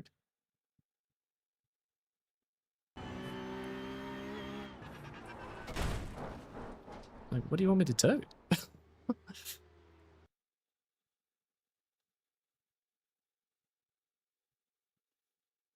And how's he spun? By himself.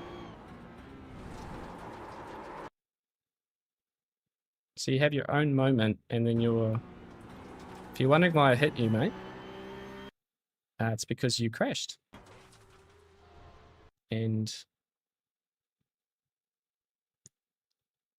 Where's the camera? Let's have a look. Let's have a look. Whoops. Well, that's not going to work, is it? I just want to see if he's holding the brakes. What have I done? Fire chase.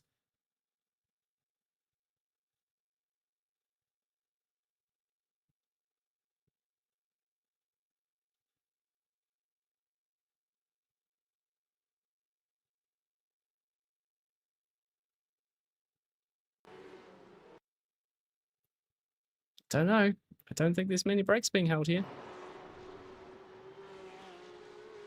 Just roll back. Drive forward. Sorry, bud. I don't know what I'm going to do, eh?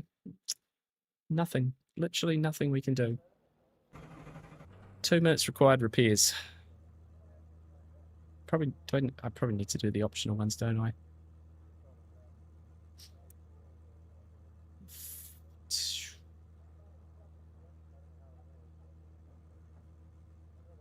Yeah.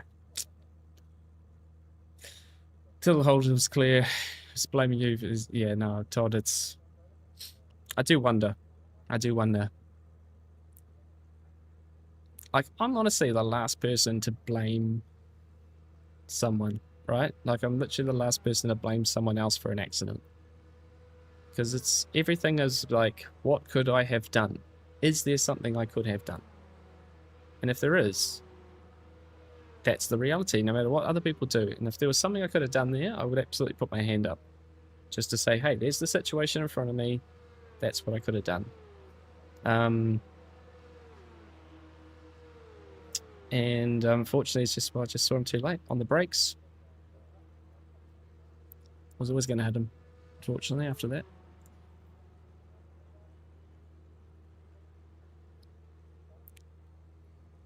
What was before that? No, no, nothing before that. No, nothing before that. The car was, yeah, I was through there absolutely fine. Just pushing again, trying to catch up. Yeah.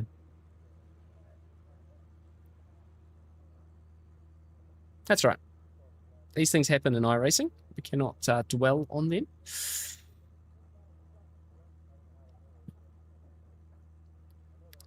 We cannot dwell on them.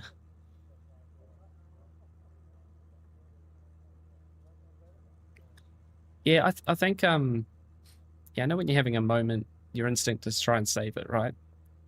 But that's not always the smartest thing to do. Yeah, I'm gonna have to. How many minutes is left of this race? Actually, can't see how many minutes are left. We better do these last repairs too, because look how bent the car still is.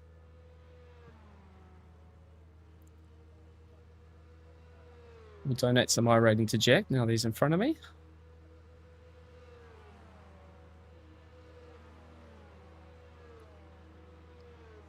And then I just have to complete a few laps to get past a couple of people here. If I get 5 laps in, then we'll at least get over a couple of people.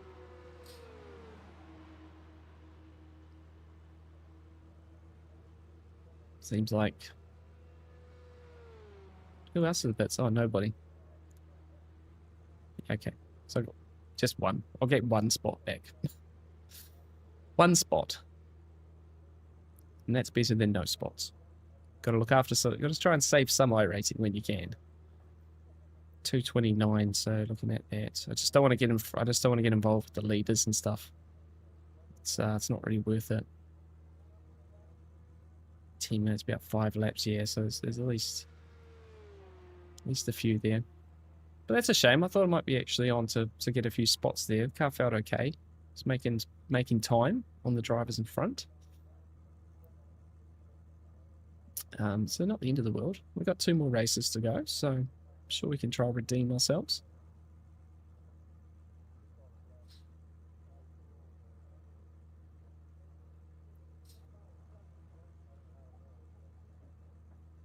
Yeah, 2 minutes.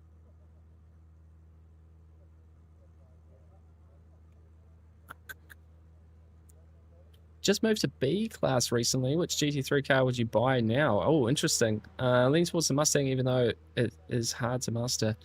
Yeah, the Mustang, like, so GT3's just gone through a bit of a change. Yeah, like, there's not much. It's sort of hard to say now because it looks like the balance performance has shifted a bit, and they've made a few tweaks to like the handling and stuff. Not major stuff, but I'm not really sure what's best at the moment. Personally, I would say, like, if you've got a real world favorite, just go for that, because I think it's one of those things, right, where essentially you'll have so much time to find in whatever car you pick that it would be better to drive something you kind of want to drive and spend the time learning it and enjoying it. Sometimes that's just enjoying the real worldness of it, you could say. Like I'm a big BMW fan. I'm thinking this season I'll try and drive the M4 quite a bit. It's not the best car. Doesn't seem to be the best car, but you get used to what you get used to, essentially. So it sort of makes sense. And then the way I see it is that, you know, if the top guys are doing times that are 1.5 seconds faster than me, then no point chasing the best car on, you know, on BOP that week, right? I balance the performance because, you know, it doesn't make sense to. Here we go. Okay, punch it. I'll come out right in front of the leader here. That's super annoying.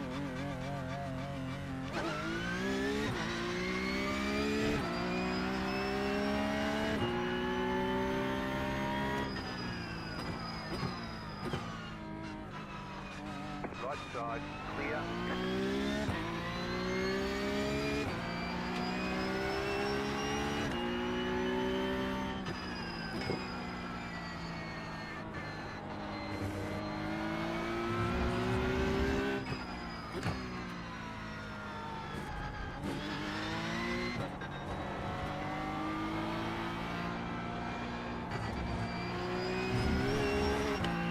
Ooh, that was close.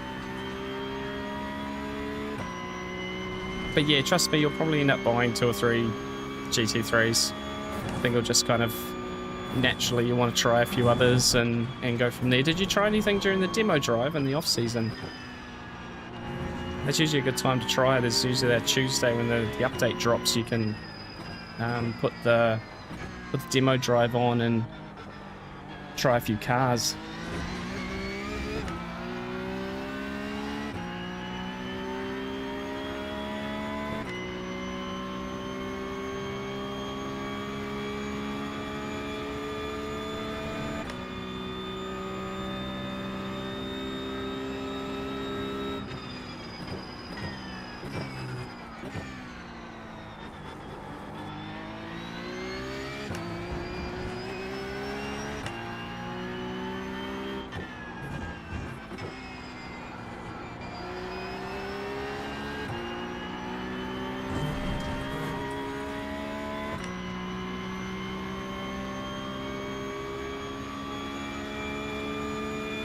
Can't be that many laps left.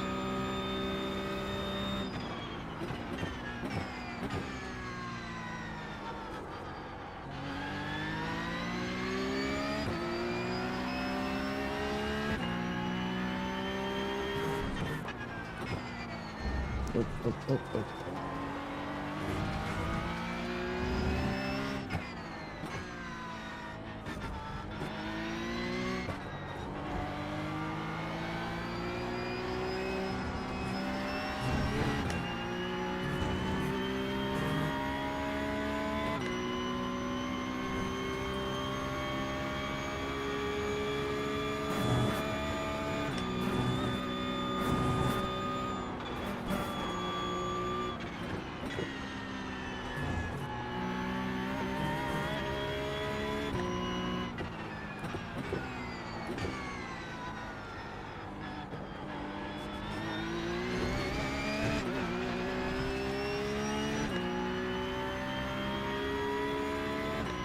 Didn't pick up any more incidents, goodness.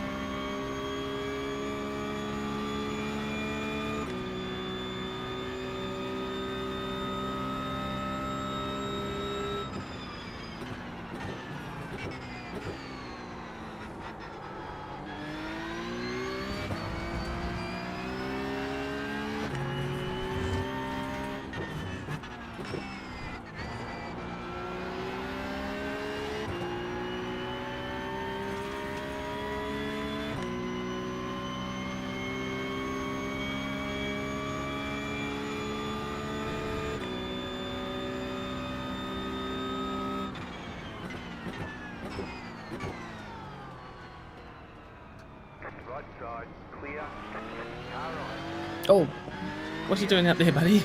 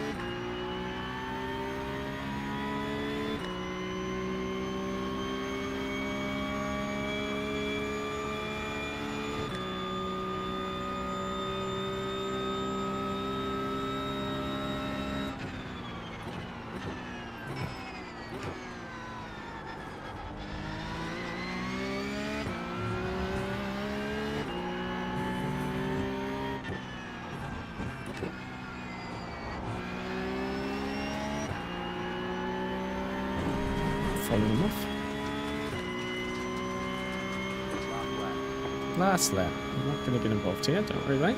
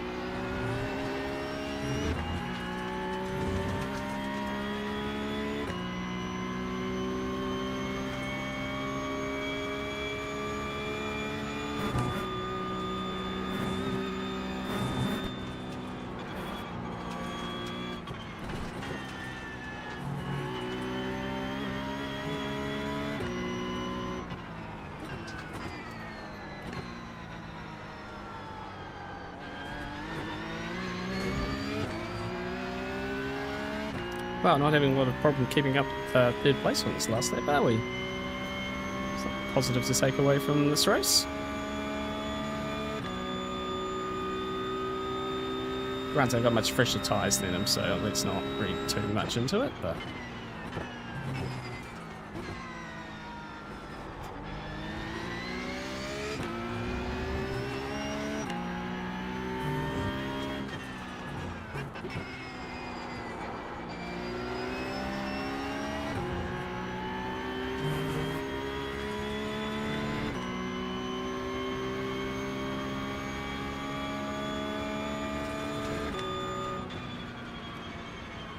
Right, well that's not going to be good for safety rating. It's not going to be good for iRating. Right, there's checkered flag. That is what it is though. Gonna get a few of these. It is what it is. We gained 2 spots.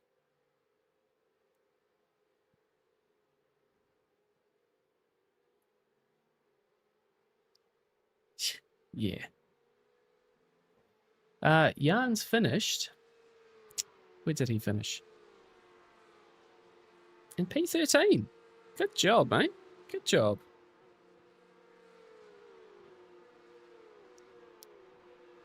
Definitely a bit of a battle you're having in the middle pack there. That's fantastic. Good job. Right, we're going to get out of this one. Let's save that replay.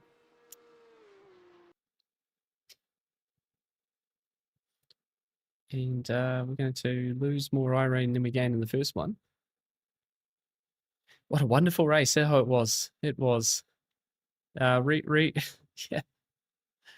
Yeah.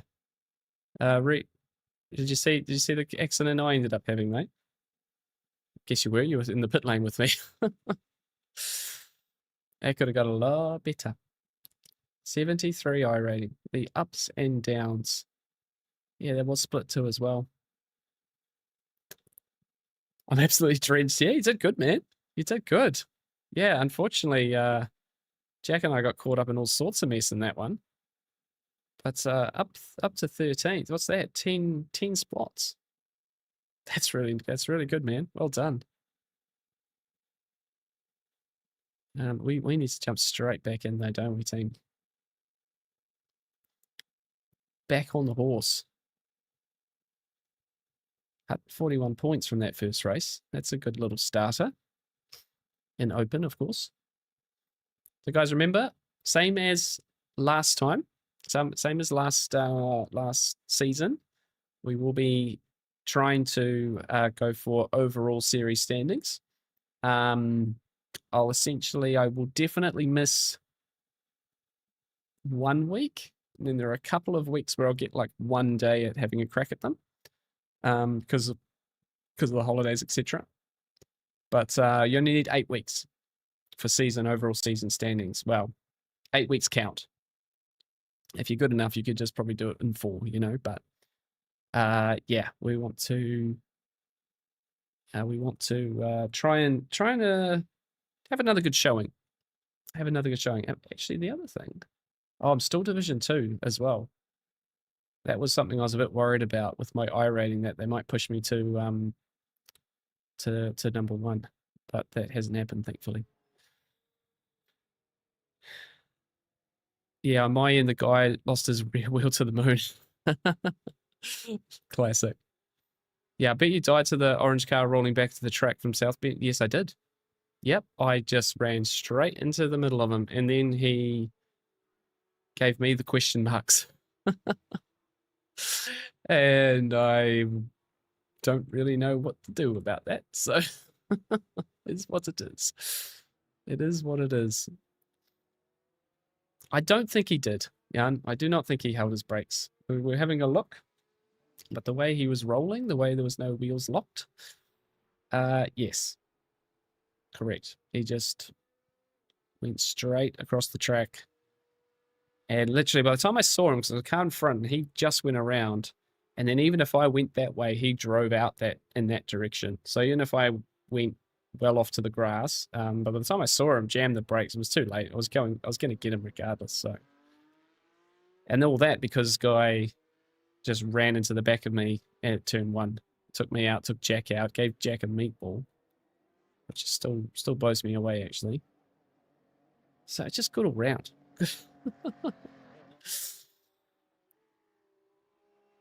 Looks like he didn't. No one. It was all his own mistake. Like no one hit him. He just went coming over the crest. He was just too wide, and then as he swung back, he touched the grass and just lost the rear end. So you know that was just all him. Every part of that was just bad, and I copped it basically. That's right. Can't win them all.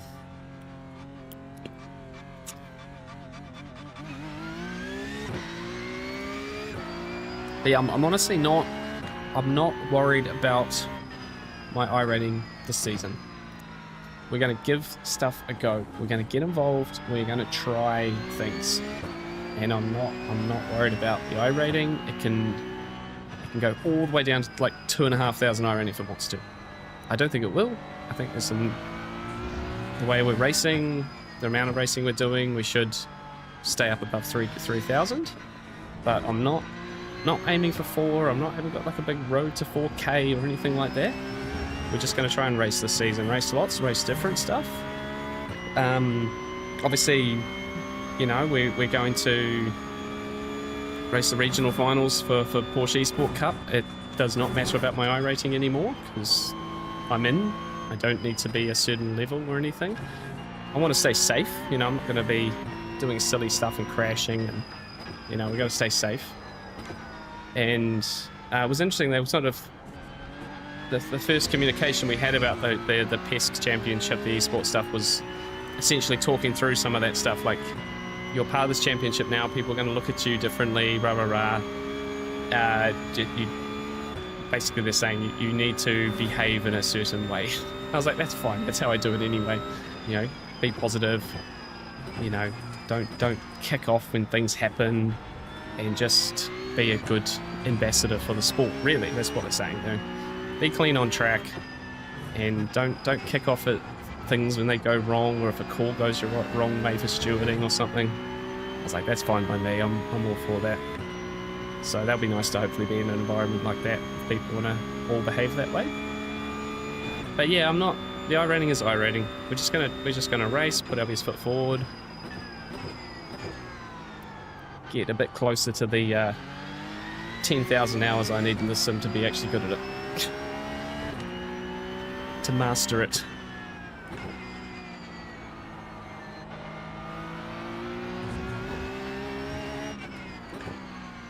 Feels so much nicer coming back to this open setup now.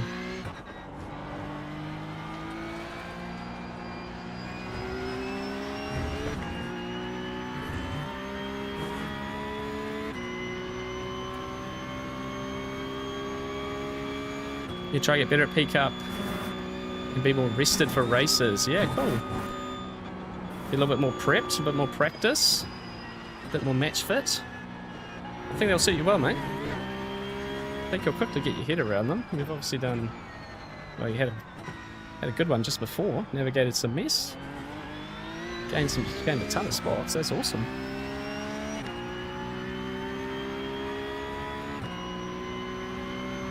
You enjoy the fixed car, do you? Really? Mateo and I were just having a conversation about the fixed one not being that good.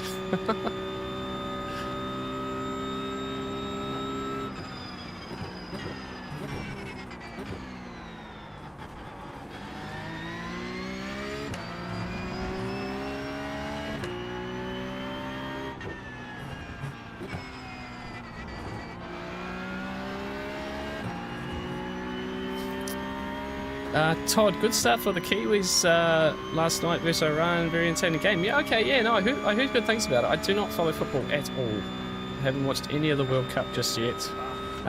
Well, to be fair, I was at Le Mans over the weekend, so I was quite occupied. Yeah, no, I saw we drew though, and we play Belgium next. So that'll be kind of funny. It's like at 5 AM here though, so it's It's yeah, I think like our embassy was thinking about doing something, but it's just not going to work. It's just too early. Oh, he's hit him. Oh, and I almost hit him too. Practice server things, that one. Oh, I got a 4x contact. Brutal.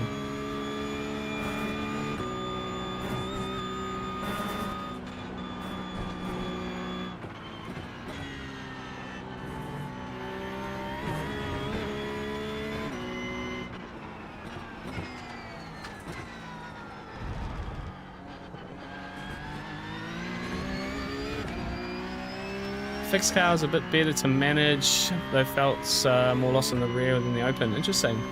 Yeah, temperature's like 10 degrees hotter, right? So it's much slipperier in general.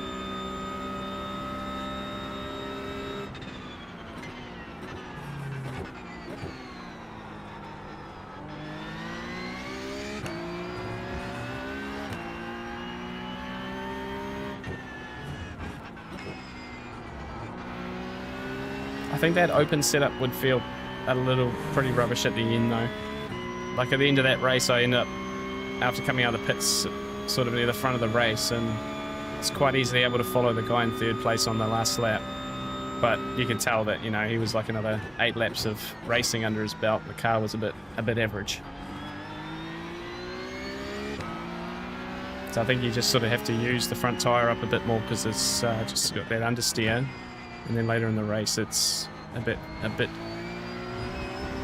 second-hand.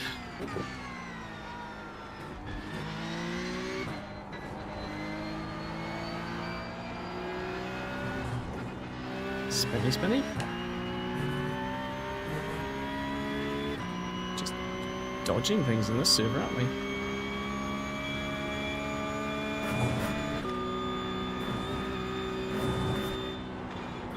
It's been surprising to be split 2 these last races. Oops, 4th gear really. Shows that we're on a popular night. Which is fine by me. I enjoy it when there's enough people playing to be split 2, because I don't feel like a split 1 driver. I'm always fighting for my life. Getting more and more comfortable in that space, but yeah, I always feel a bit more competitive in split 2. It's a bit more enjoyable.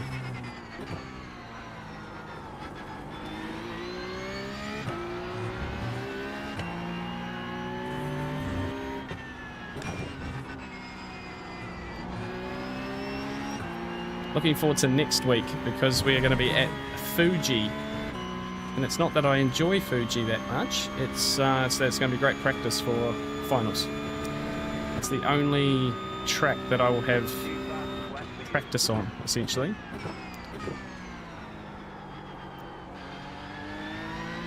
And then everything else will just be one shot, one opportunity. And that's going to be a really hard thing to manage, I'm not going to lie.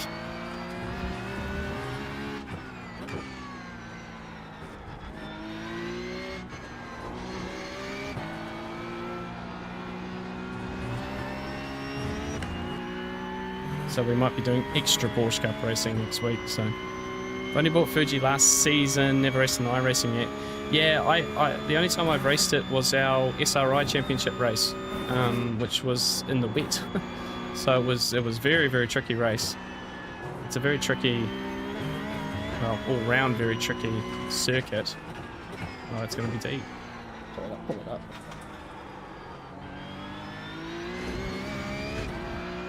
Kind of fast, actually. But yeah, it'd be good to get some racing miles there, because just get a feel for it. Because everything else, like obviously Suzuka and Adelaide, we've raced at before. Okayama, I haven't raced Porsche Cup at before. And then, yeah, Phillip Island will be a whole adventure, because I've never raced that track or raced at it or even driven at it yet. I don't even own that circuit. But at least by that stage we would have done 4 rounds, so we'll know the competition pretty well.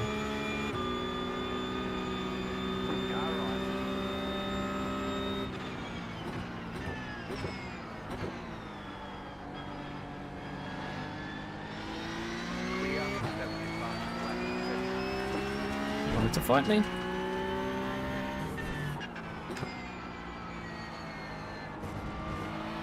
Spinners everywhere. What is this practice lobby? My goodness.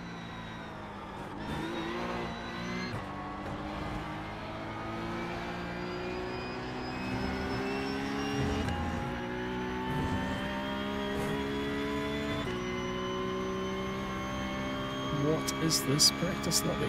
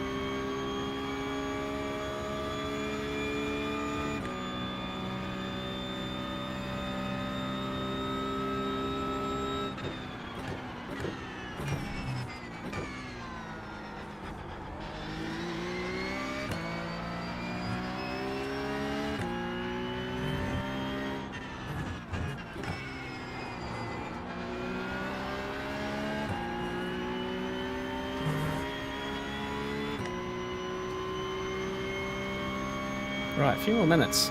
I just enjoy this a lot more than the fixed.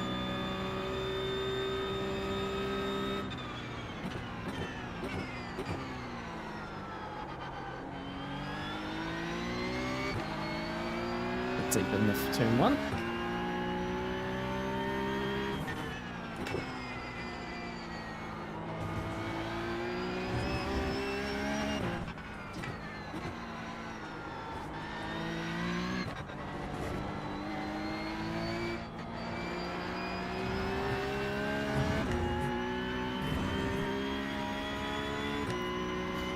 What hardware? Symagic. Got the previous gen Alpha wheelbase, the GT Neo wheel, and the P1000 pedals. And yeah, I bought that from day dot. I did lots of research and just sort of came up with that concept. Got the haptic unit on the brake pedal as well. It's been solid. It's essentially 2 years old now. It's about this time 2 years ago I was setting it all up. And it's been fantastic. Cannot fault it at all.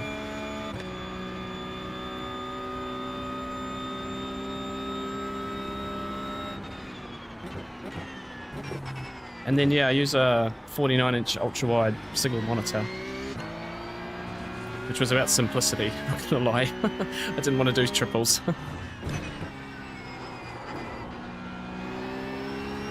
Thought that would probably open up a can of worms I didn't really want to open. Okay, tiny bit better.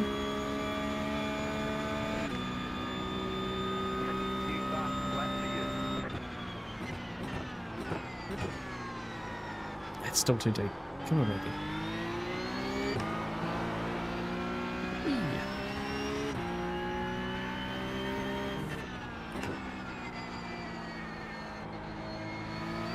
It is key. Like it's been so solid too. You know, I'm not the most computer tech savvy person. I just don't care as much for it. You know, could probably work it out if I needed to.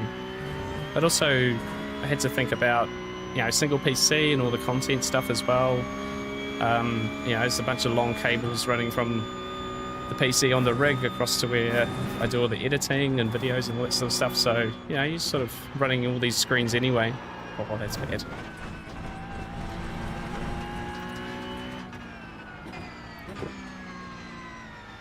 Yeah, because I think if I went triples, I'd probably have to do like a dual PC for streaming.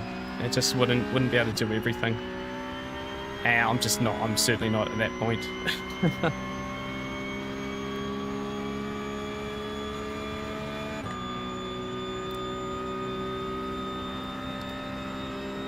Maybe one day.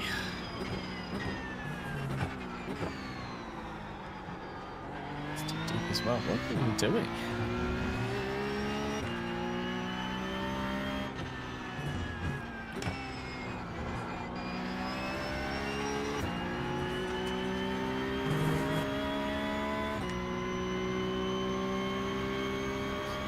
doing right. Yeah, no, I think so. All going to plan. If there was a plan. But honestly, I probably spent like 3 months researching. I stumbled across sim racing again on YouTube, and I kind of thought, oh, that would be cool. Like, and actually doing a channel would be kind of cool as well, you know, with the YouTube experience I had. And then I was so close, and I tell you guys, I was so close to just getting a PlayStation rig and doing Gran Turismo, because that's what I grew up doing, you know. It'd be like a revisiting after like 10 years of going to going back to Gran Turismo and stuff. But the more I looked, the more I realized PC was going to bring out that realism. And,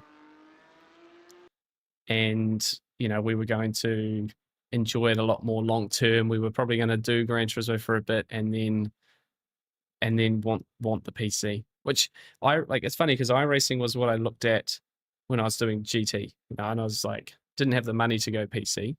But iRacing was always like, wow, look at that. Which is obviously iRacing's still around, which is in a way credible. But no, I was glad I went the way I did. You know, spent a lot more money than maybe initially thought, but I have not had to change a single thing about this rig. Few tweaks, few additions, but no fundamental changes. PC's still great. Yeah, screen's still perfect. The size is awesome. Hardware's been good. Buy once, cry once, right? So, how many games of PC are a mess because they are just rubbish port? That's fair. That's fair. Ready for top split experience? Oh, guys, I am. Here we go. Bottom door card. Let's go. We can only go forward. Mateo's here as well. Door card 12. Jack once again. Jack, you're doing 3 races tonight, mate. Fantastic. Don't have to be up early. Or you just got some energy for week 1. But yeah, top of our split, guys, is 7,600 I rating. And yeah. It's going to be fun. Jan, good luck for yours, mate, if you're doing another one.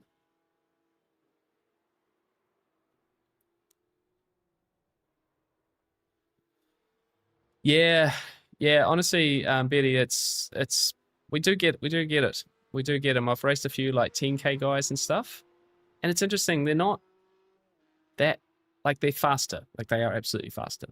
They're not that much faster, but they're just way more consistent, and they can just punch out those laps.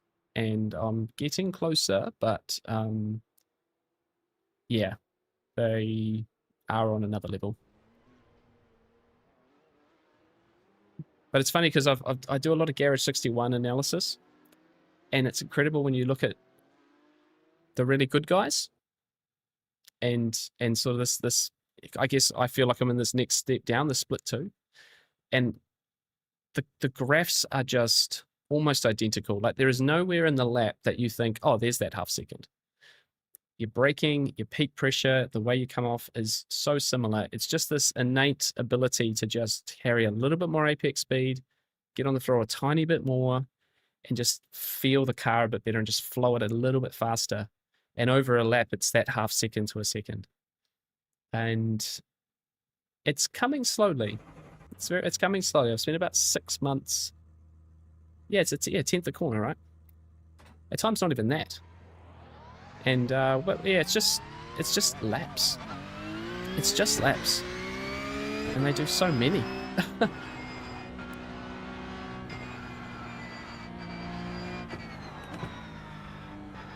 So that's what I was saying. Like, I think this season will just be about trying to race as much as I can, because I think I've got the fundamentals down now, and I just need to expose myself to more races. And I think that's the thing. You get to maybe 3,500 I rating and then start to protect it a little bit. You're a little bit worried about losing it, and so you don't race as much, or you race only when you feel good, and that doesn't get you past that. You sort of have to just get in the trenches, and then one day it will start to click that next level, and you'll go from 3 to 4K, and then you click again and it will go 4 to 5k. You know, I think that's all it is. And then there'll be a point where my natural talent will run out. Like, you know, I'm not some 18-year-old kid who's doing this 20 hours a day, you know. My natural talent will run out eventually. And that's okay. I'm cool with that. I just want to see how far up the ladder that is.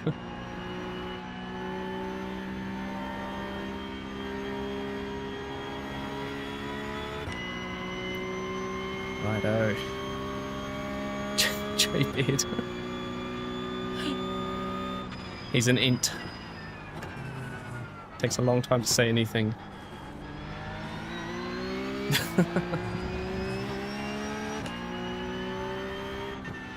We're okay with any Lord of the Rings reference here.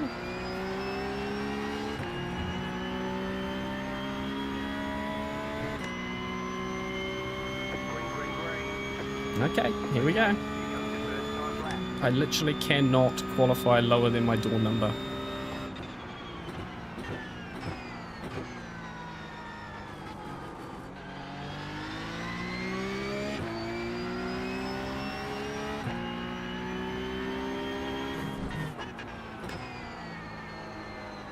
That was a bit deep. Wide.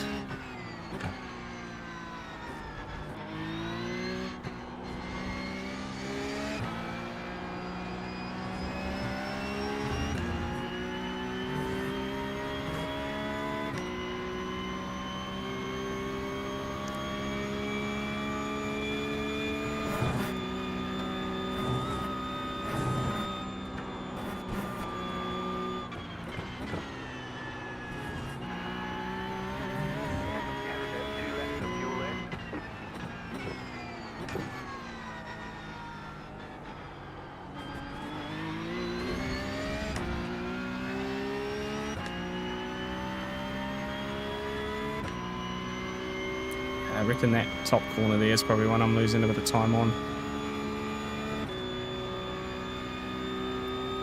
Fine line, 46.8. We'll go faster than 46.8.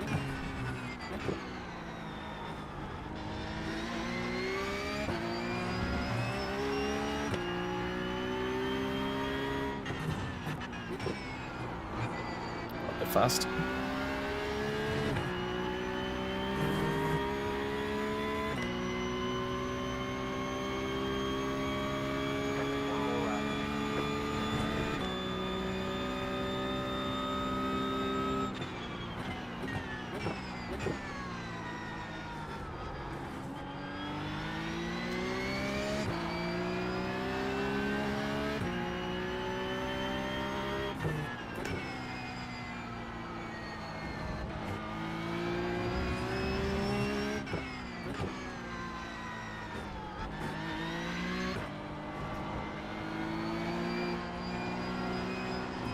Too deep. Yeah, there's a little bit of time here. Still 2/10 up. Currently 7th.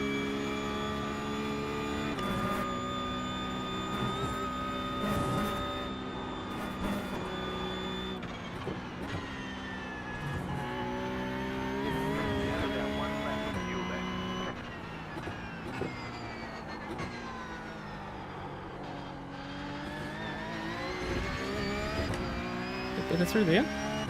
14th's up.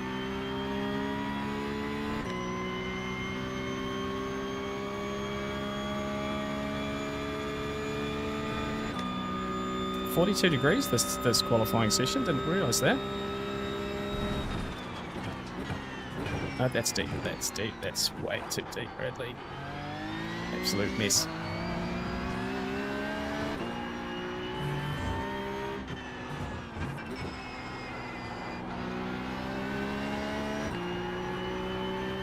Slightly out of the last corner where we lost time going too deep after the straight. 3/10 though. It's an improvement. Could have been a 46.18. So yeah, we gave away 10th and a half. About qualified Jack again.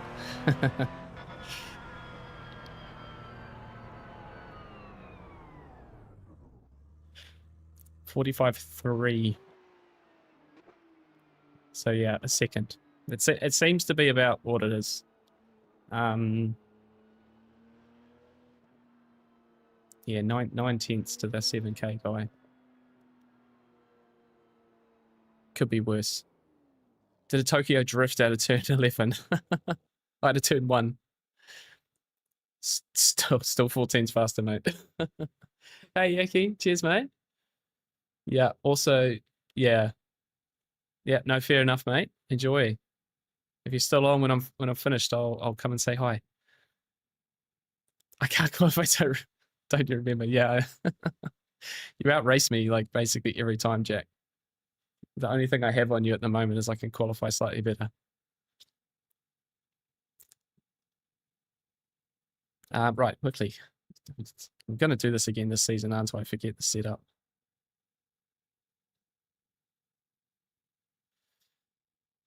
So P11, which is a lot better than 23rd. It's actually not too bad, is it? Thank you, Jan. HR Performance, thank you, man. Appreciate you. Appreciate you. Yeah, guys, I honestly thank you if you're watching. Thank you so much for spending some time. Start of a brand new season. I know lots of people will be streaming. I honestly really appreciate that you'd spend some time with me here on our humble little Tuesday night Porsche Cup stream. If you are new around here and you want to see Porsche Cup racing every Tuesday, this is the place. This is what we do. Lots of other cool stuff happening this season, including the Asia Pacific Regional Finals for Porsche Esports Super Cup. Very excited for that. But yeah, if you haven't already, give it a like. I know it's YouTubey stuff. I know you guys hate just hearing it, but it honestly helps so much on this channel. So yeah, thank you so much for spending any single moment with me. I appreciate you. This is race 3 tonight. It's another open setup. This is split one. It's our first split one race of the evening. And we have door card 23 of 23. And we've somehow qualified 11th. Which is a little bit interesting. I'm not going to lie. So let's see how we get on. Let's see how we get on. Matteo is up there in 6th place. Here's door card 12. Matteo has been... Yeah, I got Matteo and Jack in this, and who have been in our part of our chat for a number of weeks now. They're in the race today. So it's yeah, and I got to say thanks to these guys for showing up on a Tuesday as well. It's been so much fun getting to know some people in these races. So my quality time, what was my quality time? I did a 46.27. The 42-degree track temperatures for qualifying, so that was hotter than the first session we did, and I was about a tenth slower. So kind of feel okay about that. Although a 45.3 was pole. Yeah, we're only... Yeah, we're a fraction away from top 10. All right, let's go again.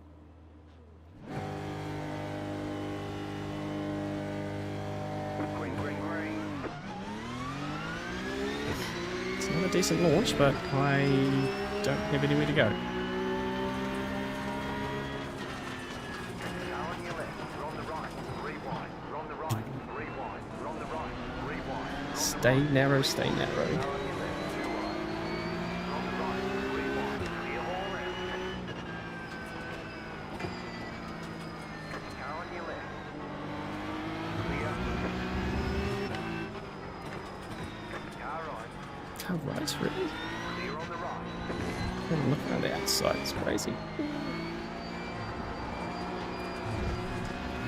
That's a huge... Right side. Oh, it's a mess behind.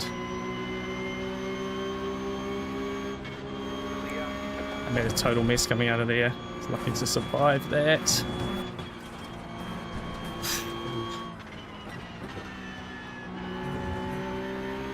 Okay. Well, we did better than the last race.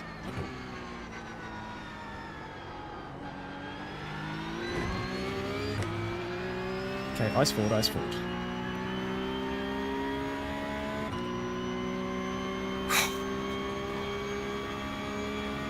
Breathe. That's pretty full on. I think we're up 1 spot. We're in 10th.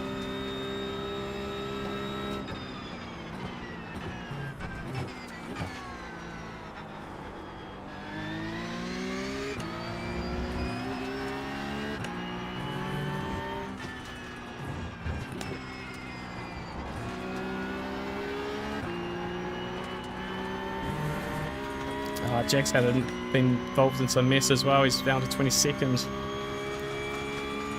It did look a bit messy behind.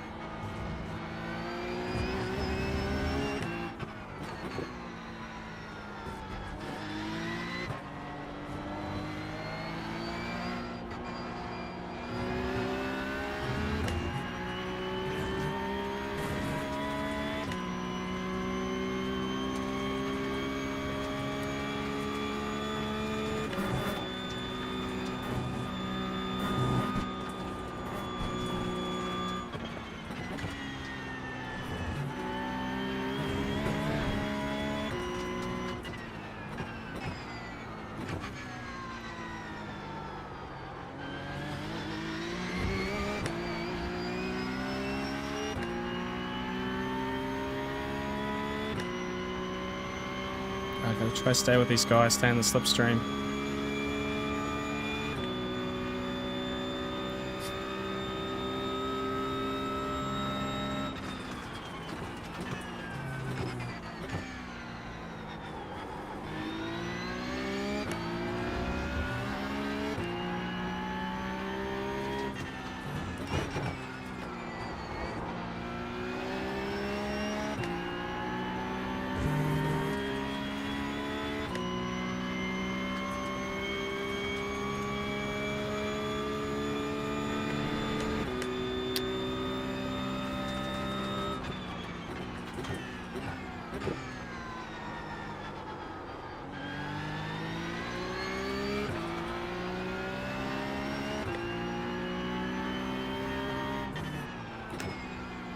A little bit narrow here.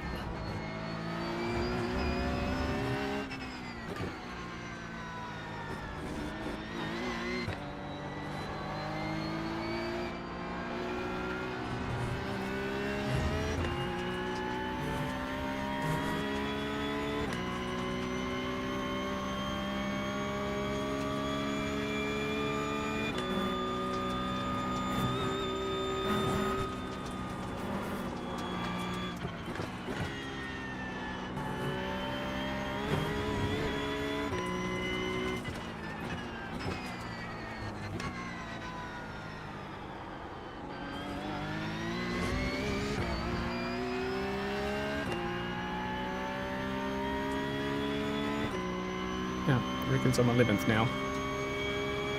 Oh no, someone's meatball, that's why. That's right, it's just glitching out a little bit.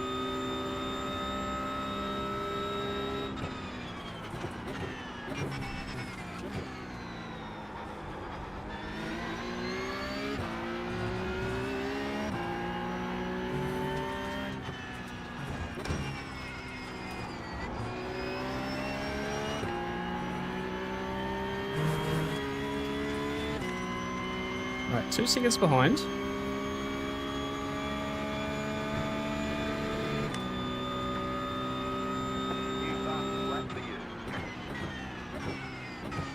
Oh, there we go.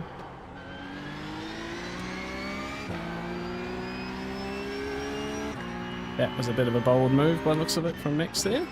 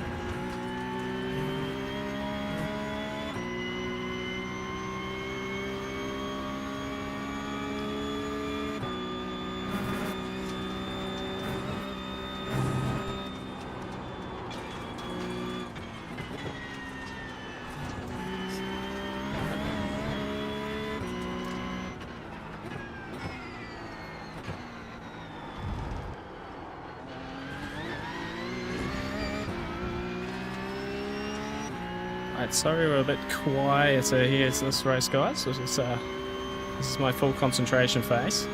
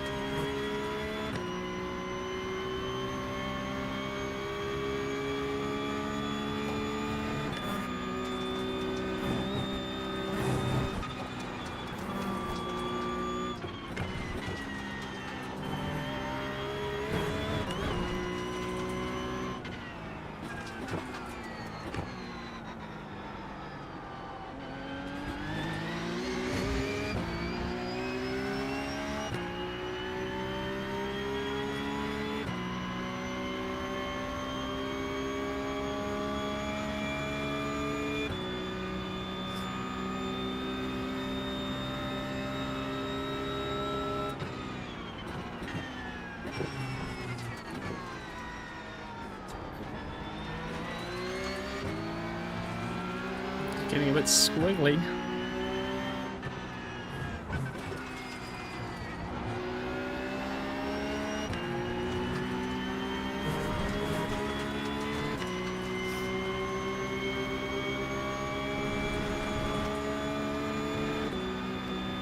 This might be a bit silly.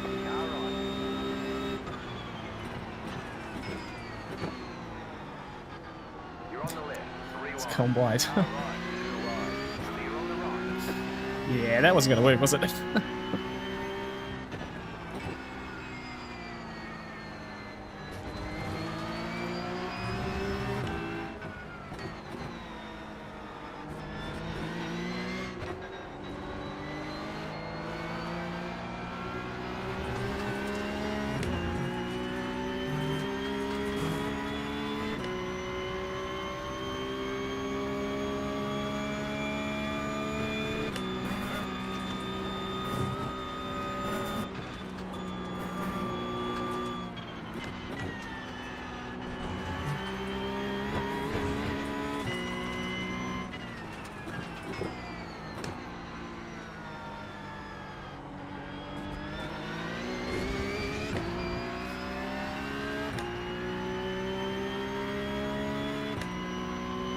It's certainly a bit ragged, yeah.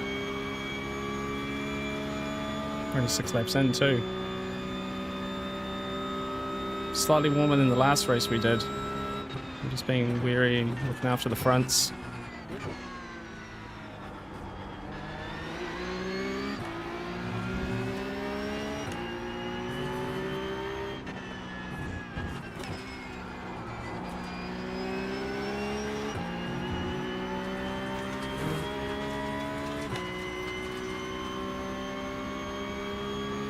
Oops, there we go. Oh, it's a silly off track, isn't it?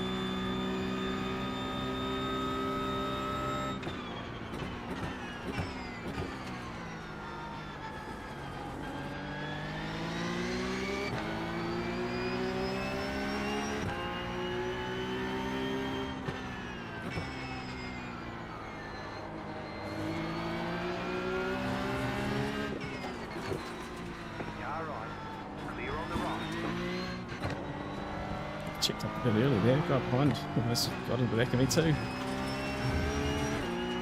Opens a little bit of a margin. Okay.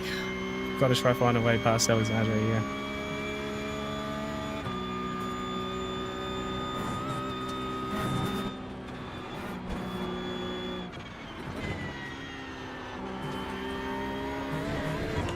Oh, it's enough track.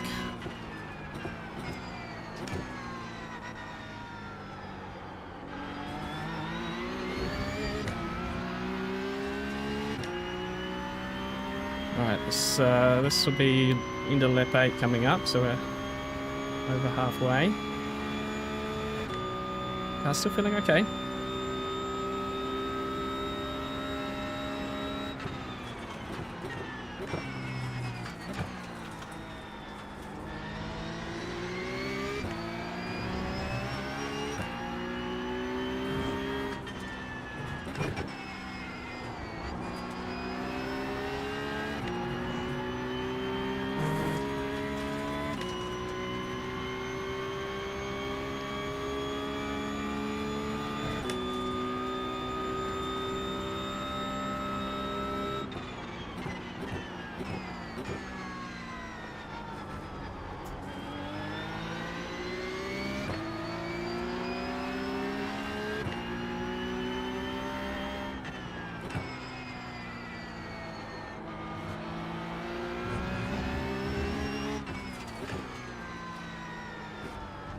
Oh, that's a big wobble.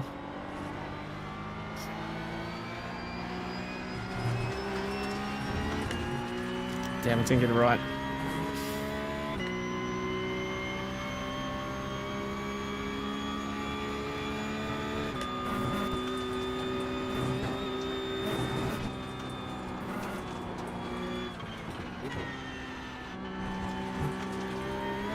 Is that off track too? It's okay.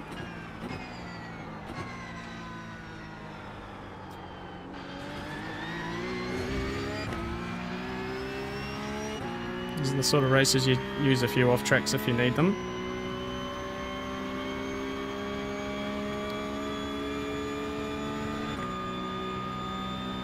Oh, Mateo, is that got a meatball?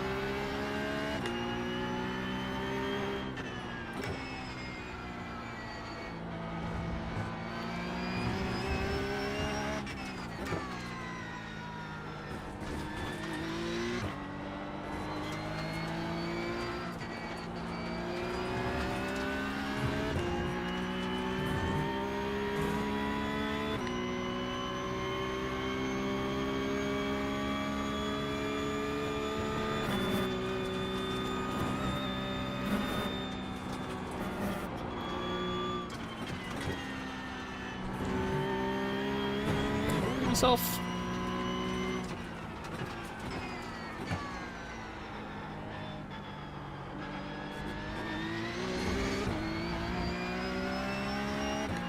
I feel like there's a mistake in him before the end of this race.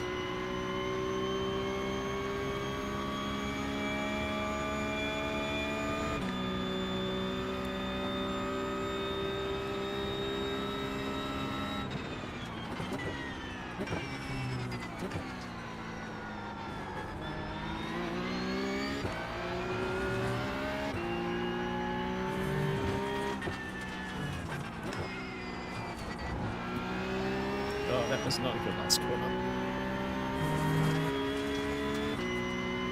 Just too cautious going in.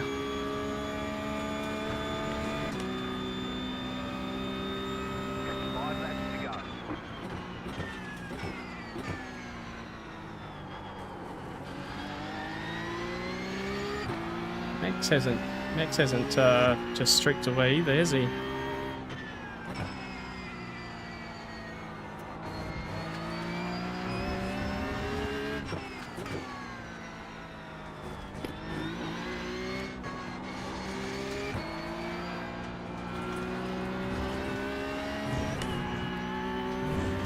little better.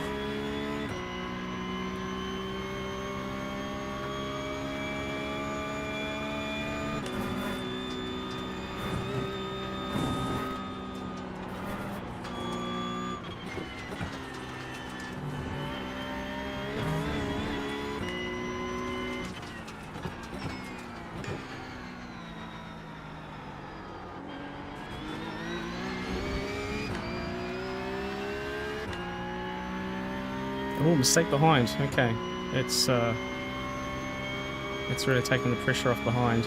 Close forward.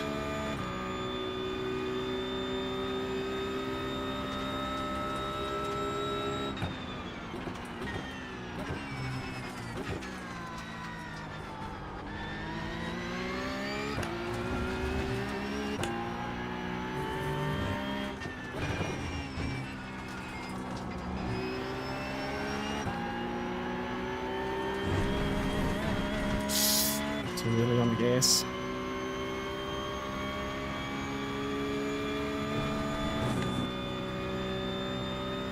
Keeper, flat for you.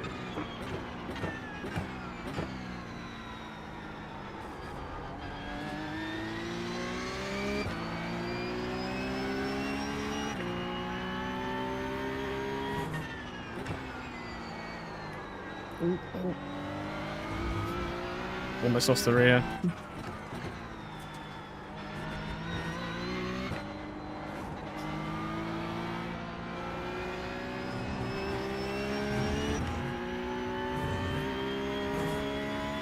That's a bit sloppy.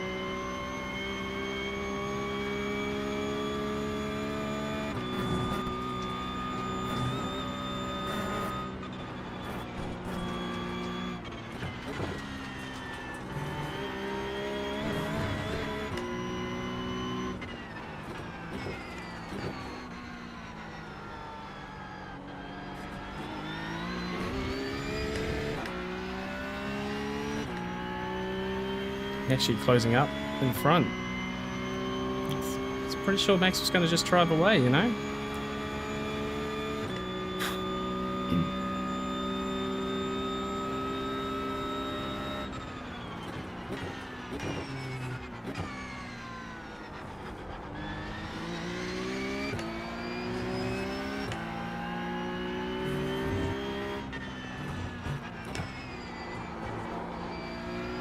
A big slide. I've got to sort that final corner out.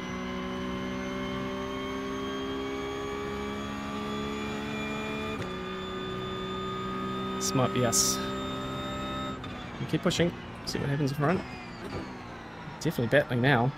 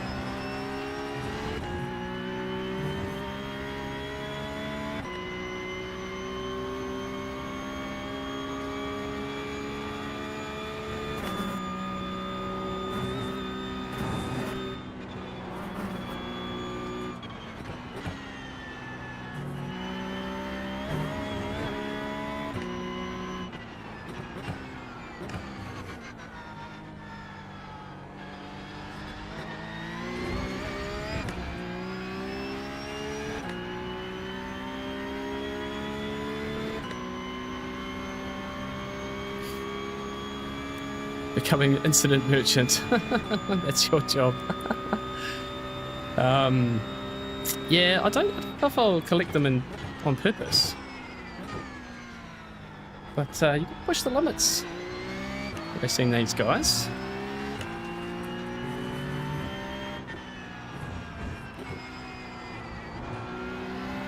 That's better.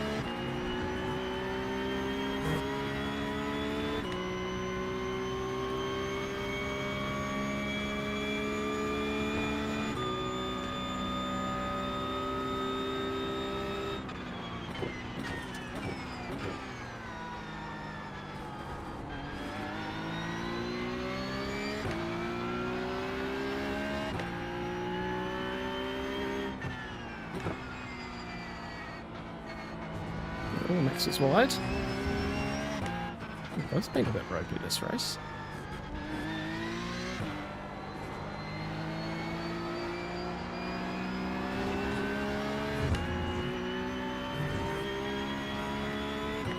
Alright, one more after this one.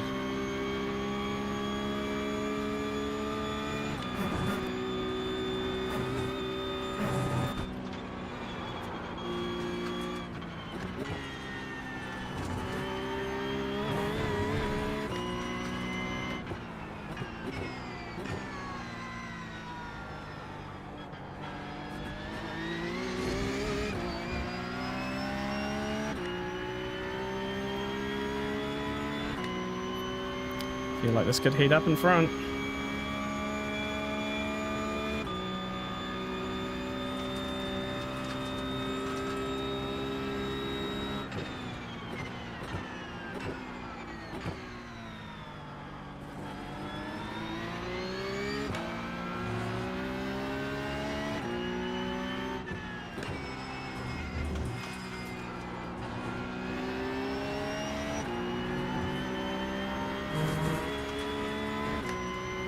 Almost did. White flag, white flag.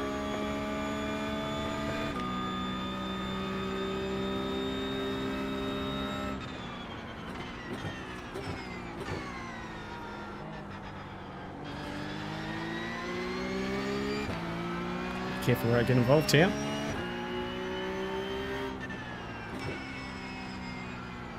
Oh, I'm going wide as well. Right side. Oh, that's too early, really. Oh, bro, are you buddy, no. Point safely. Car approaching small. No, you have got to be kidding me.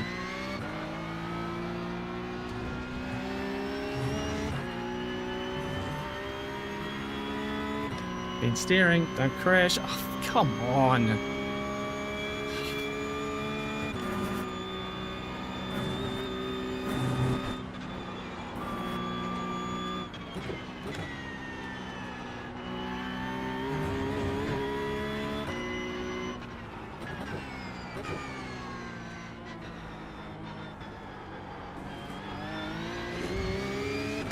Savagely unfair, that one.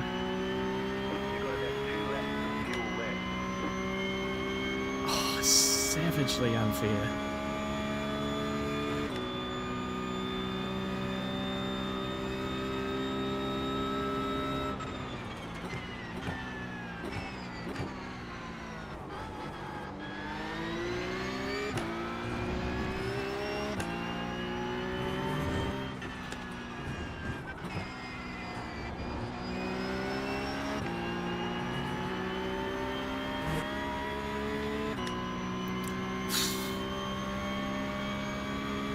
Ah, that's frustrating, guys.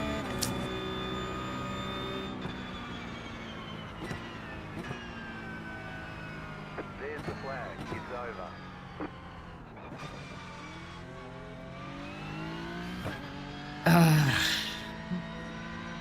Well, it didn't kill us out of the race, but yeah, that should have been the top 10.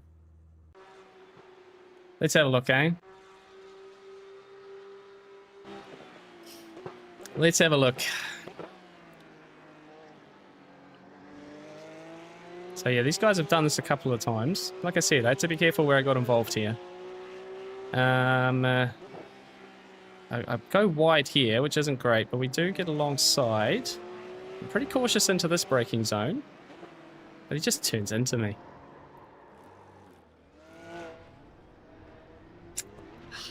Just...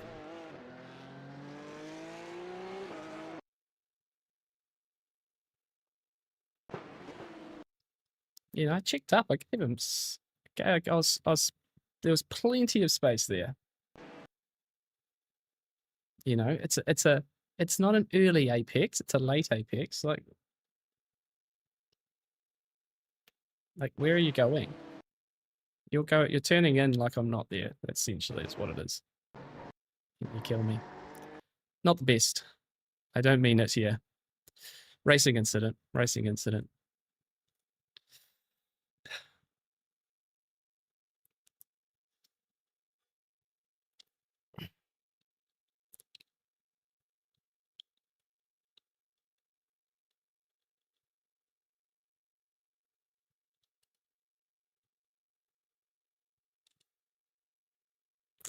Here's what it is.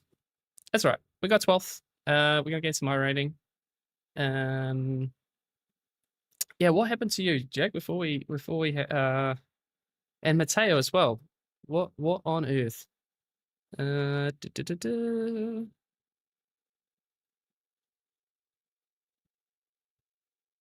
so you're alive this lap. And you got caught up in turn 1. I can see the damage here. Inside.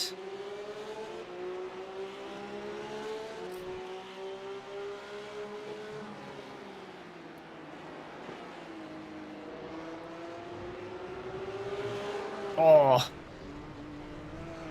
Oh. Whoa, whoa, whoa, whoa. Whoa. So...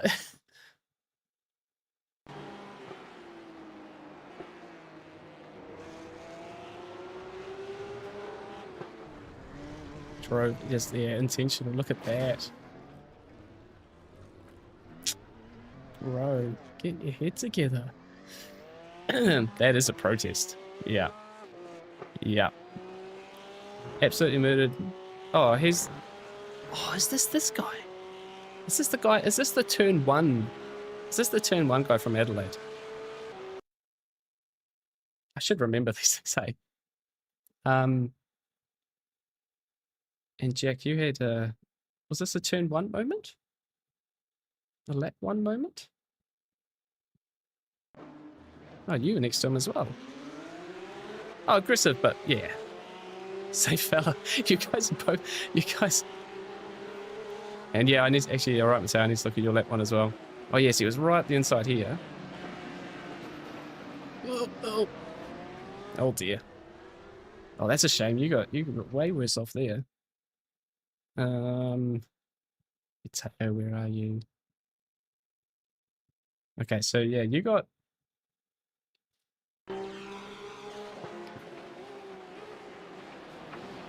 Oh.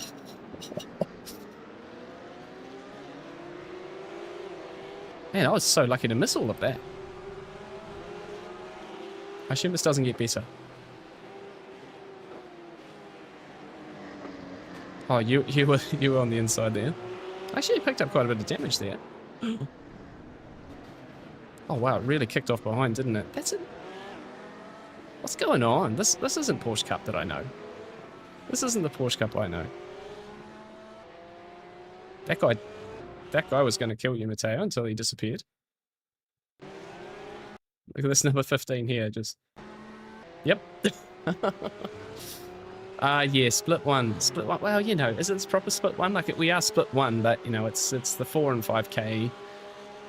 Yeah, lunatics at times, you know, just a lot of desperation. There was like, I noticed it in the esport qualifiers. So much desperation. And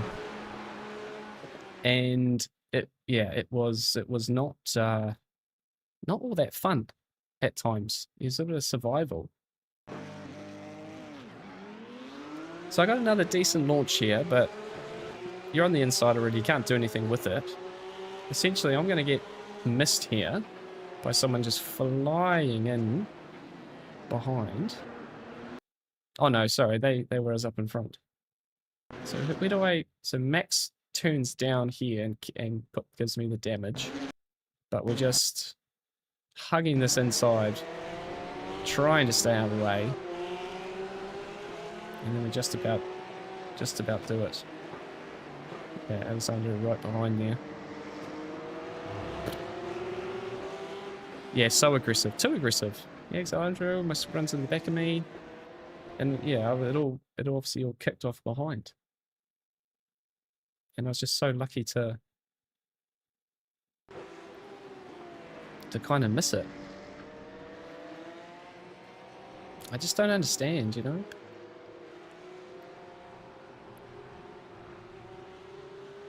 I was having this conversation, with a few people over the weekend because I was asking the question, and maybe you guys can fill me in a bit here as well. There we go. We gained everything. It's that should have been another like 30 iRating. That's okay. And even championship points. What was P9 championship points? 160. Oh, see that, like for me, that's the thing that I'm disappointed about. Like that would have been a really nice start to open. Had 141 the first one, better in the second one. Yeah. Anyway, but yeah, maybe you guys can sort of fill me in a little bit here. Did sim racing get you into real world motorsport, or has it got you into real world motorsport, or were you a fan of the real thing and wanted to give it a go virtually?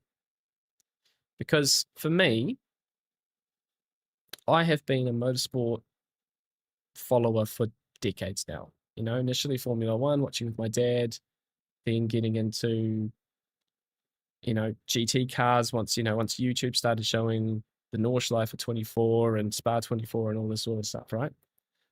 And so I've watched a lot, you know, V8 supercars as well. I've watched a lot of real world motorsport and specifically a lot of touring cars.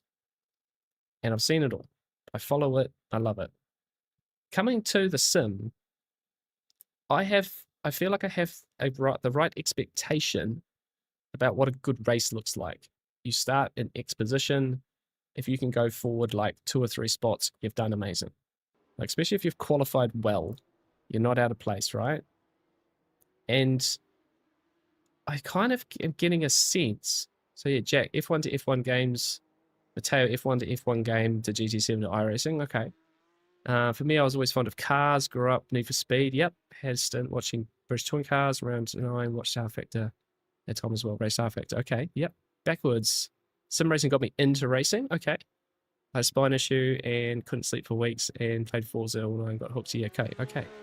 So sim racing says, yeah. And I asked this to a few people on the weekend, and it seems that, yeah, because obviously I was hanging out with a bunch of sim racers, right, at the Le Mans.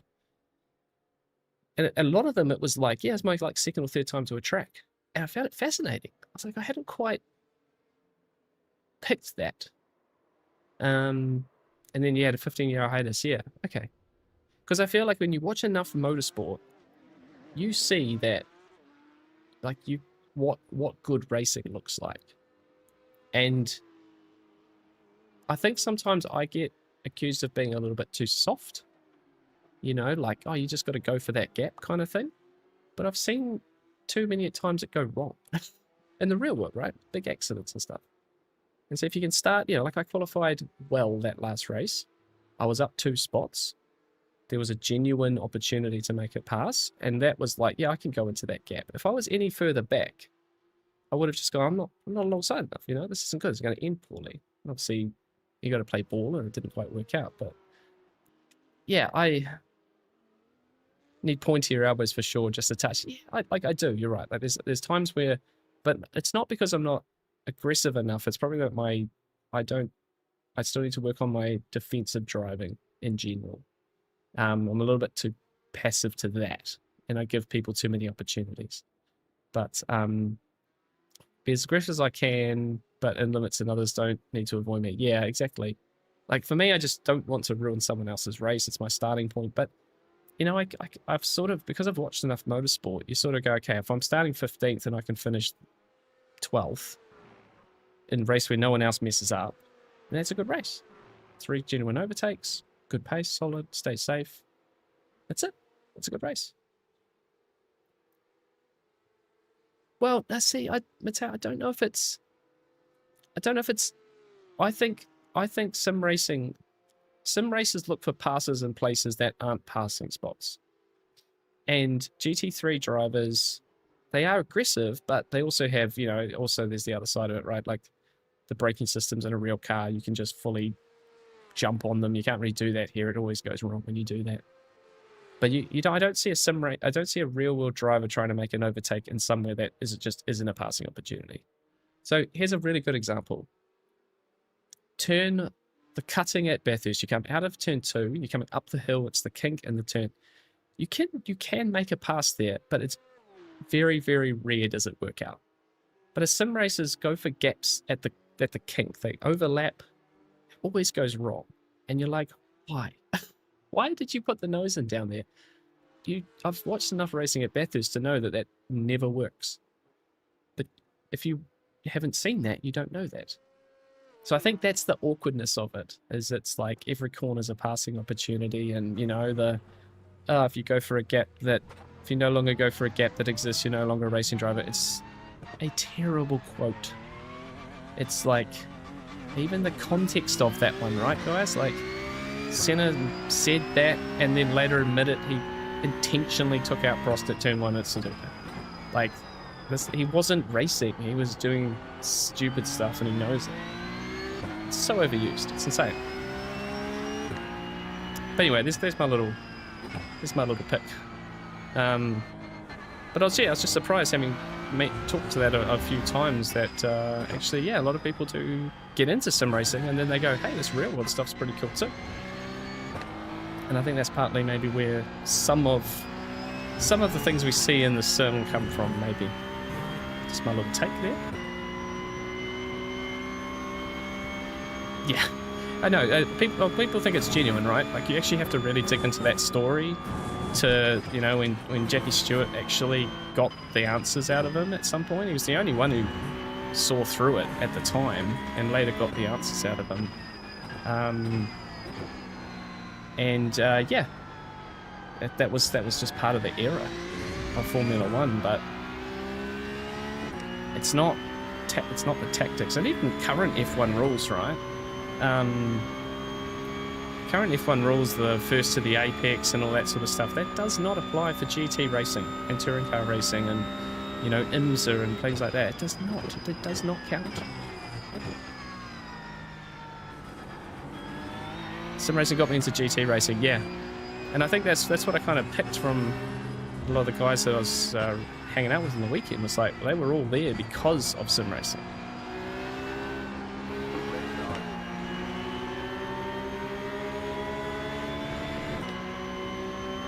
Rather than essentially the other way around, which for me, that was the case. It was the other way around.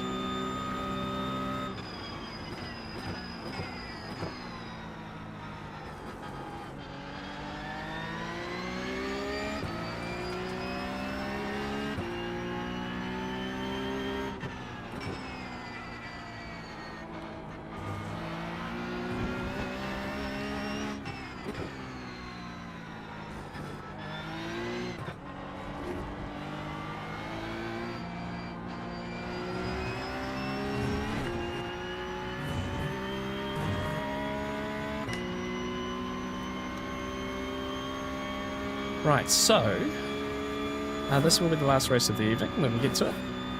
Hopefully it goes better than the first fixed setup race we did. We can end week 1 with a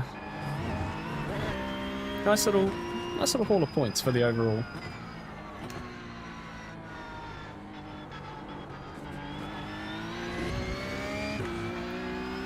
You have 2000 Alain Miata, and I got a 2002 and wanted to race it so badly. Yeah, nice. Be a perfect car for that. F1 is not really racing anymore, to my opinion. Yeah, 100%. It's a circus, mate. I have fond memories of following Formula One in the early 2000s, late 90s, early 2000s with my dad and stuff. But yeah, I do not follow it anymore.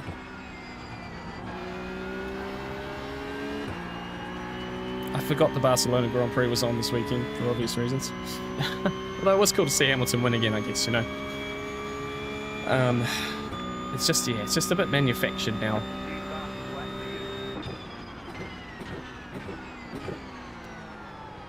Stop car.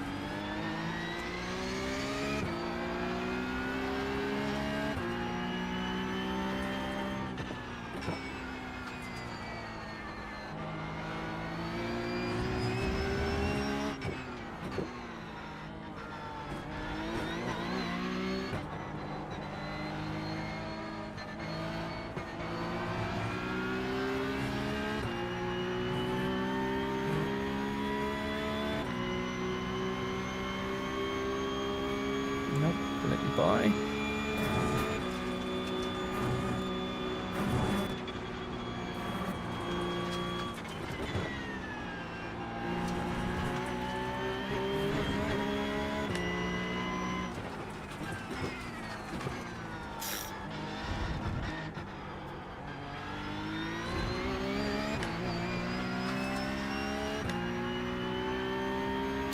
What happened to the guy behind me going into that turn? He's gone.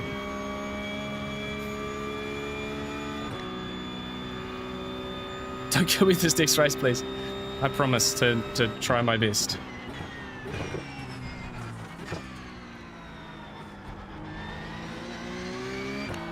We'll just watch out for all the other missiles. Maybe we just qualify at the back, mate, and then it'll be fine after that.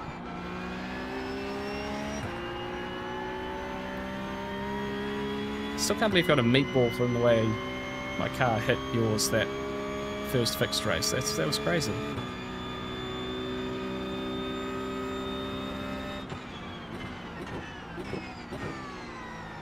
It's too deep, Bradley. It's too deep.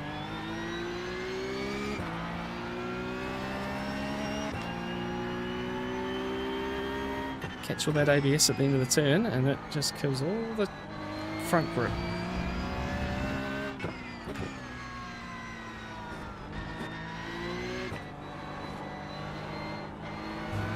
Rejoin, rejoin, rejoin.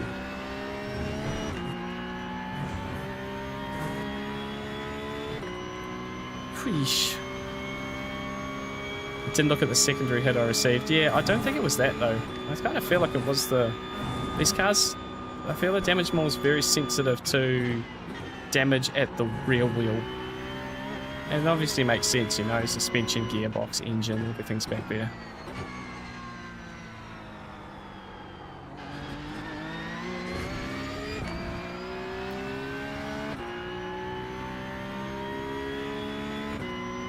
Like the first race Suzuka that I had, and it was like, the guy just sort of ran to the side of me through turn 4 and it just killed the engine, so. Fair enough, Mateo, you've been on it all day, mate.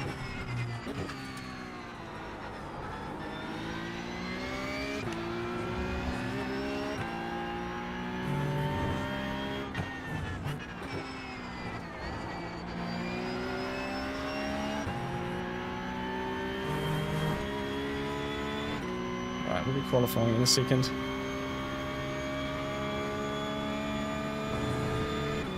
Still tons of time in that lap.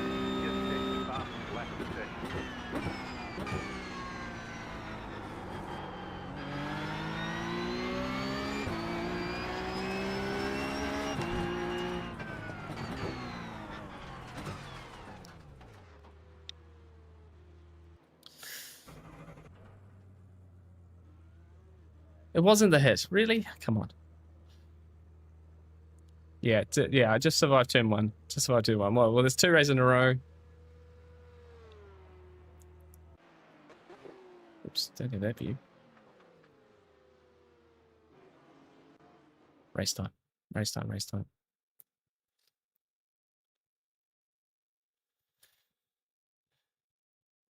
Yeah, the points, yeah. Yeah, I think honestly the yeah, we just need a good haul of points now. I think I'll happily revisit this later in the week, maybe.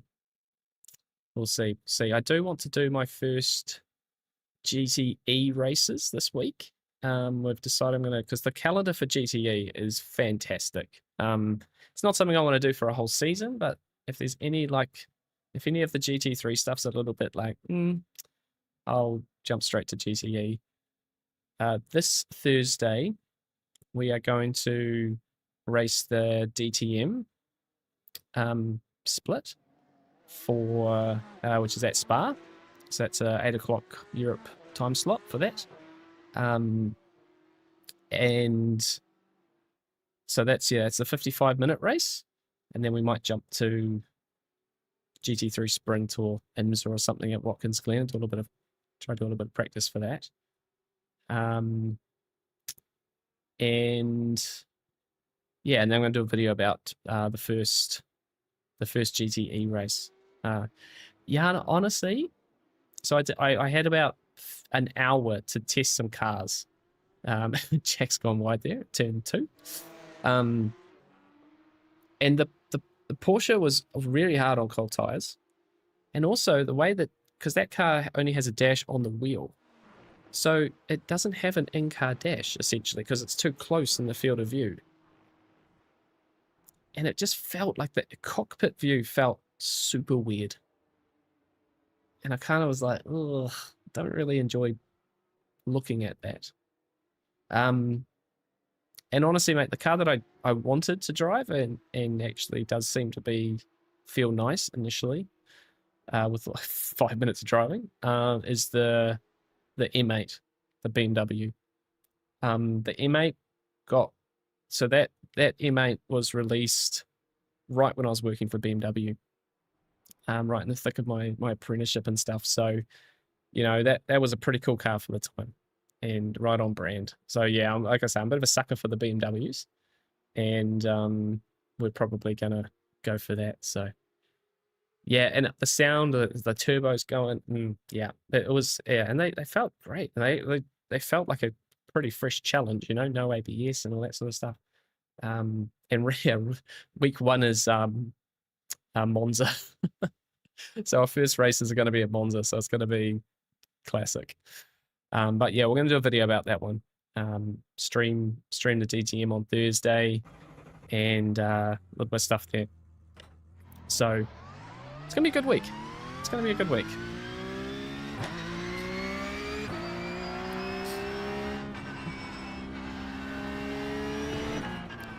Okay, so we're door 22 this time. We're back in split 1. So high strength of field, more points on offer, but harder to get them.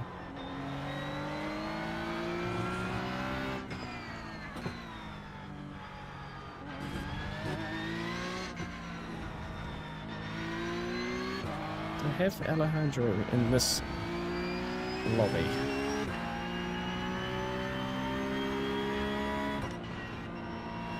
We do not. It's okay. Rodrigo's here. You guys can see.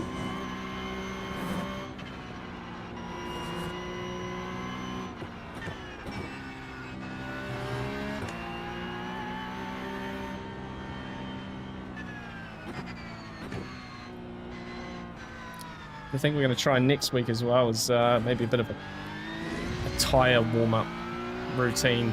I'm going to try and find something that I think might work. Got to get a bit more e-sporty now, don't we?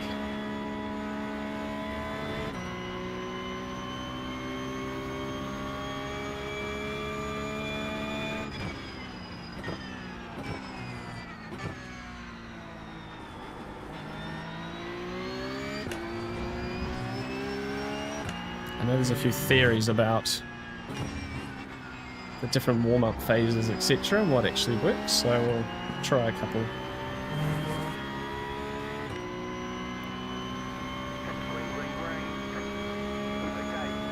I haven't thought about doing like a dash setup with an iPad or something. Like I'd probably do like an actual dash, but at the same time, the iRacing dash has a little bit more information, like the tire pressures and stuff. You can't actually get that in an overlay. So I've sort of gravitated to using the iRacing dash, the actual car dash, because every car's a little bit different, slightly more information, things like that. Not sure why I did that.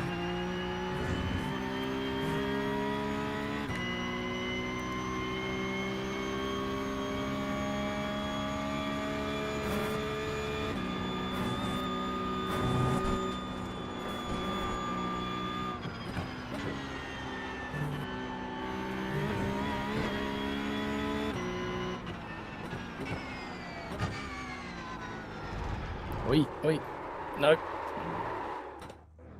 Damn it, I'm gonna have to reset, aren't I? Yes, I am.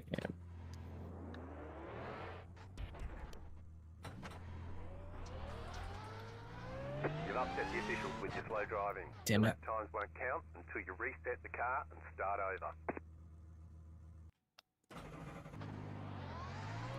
One more lap. Don't have time. This is going to count too for my lap. We might have bottled this, guys.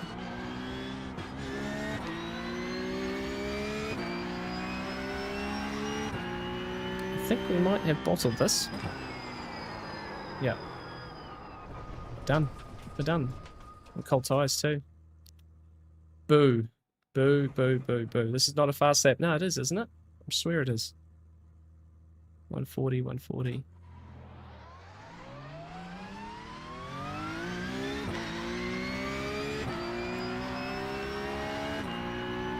Proper cold tyres too. Just see what I've done. Start from the back to deal with the carnage here. Silly.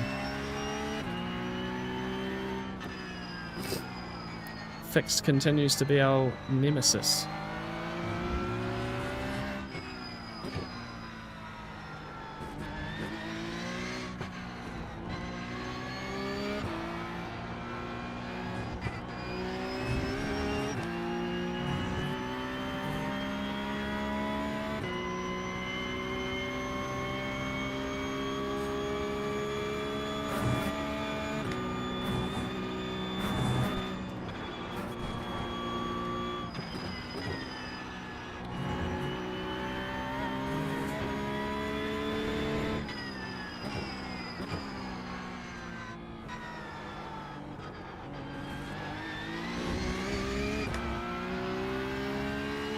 Okay, if we can do this lap, we will have time.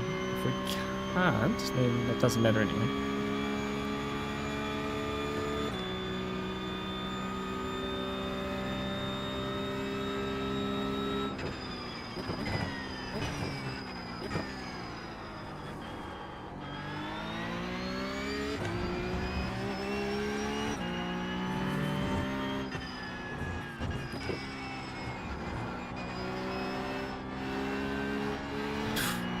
Terrible understeer.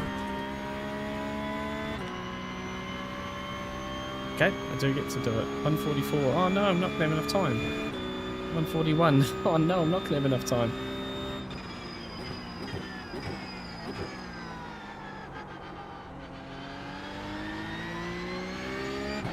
That's frustrating.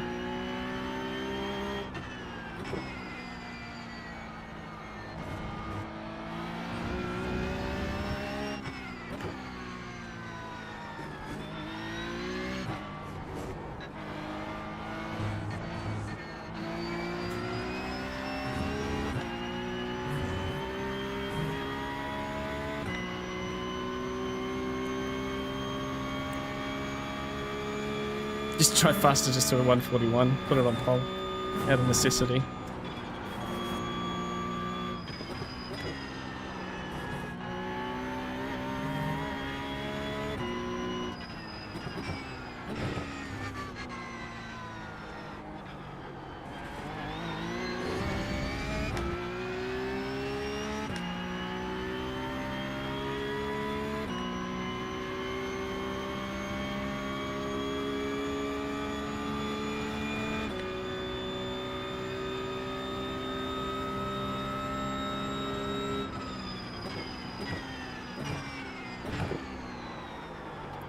Jeepers.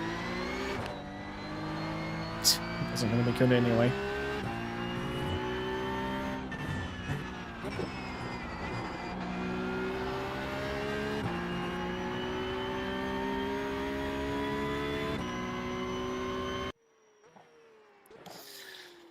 Right, 25th.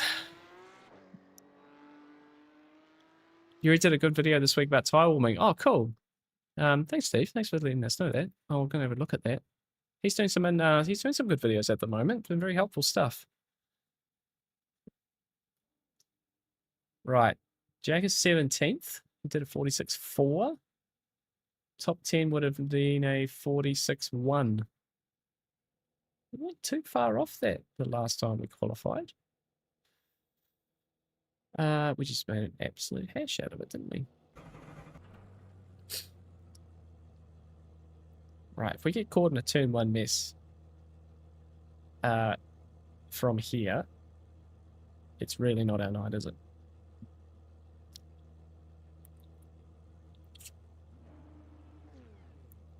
Yeah, again, guys, this is our final race of the evening, our second race in fixed. The first one did not go well. for multiple reasons. But if you are watching, thank you very much. I absolutely appreciate all of you for being here and choosing to spend just a little bit of time of your evening with me, or morning, or afternoon, wherever you are in the world. Of course, shout out to Chinook, who once again got up at about 5:30 a.m. to help moderate, which, to be fair, I got to say, you guys are a fantastic chat. Some of the best I've seen out there. So the moderation isn't particularly difficult. And I will say, guys, because we are later in stream here, I'm going to announce details of the Discord on Thursday. Because there's a bit to talk through today. Thursday, there is a Discord announcement. I promise. I promise. Green, green, green. Another good start. Don't want to get involved. Car on your left, clear, left side.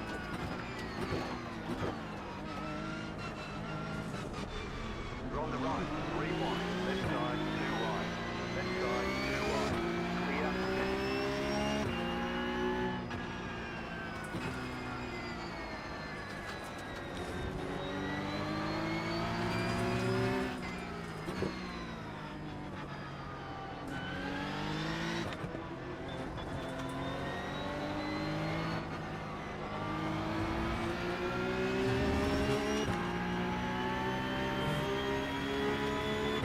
Right. We are here.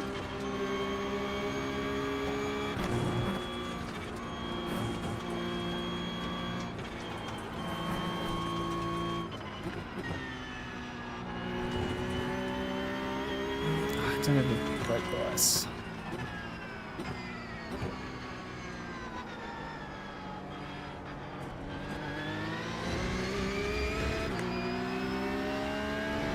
Okay, we are away. We've gone up 5 spots.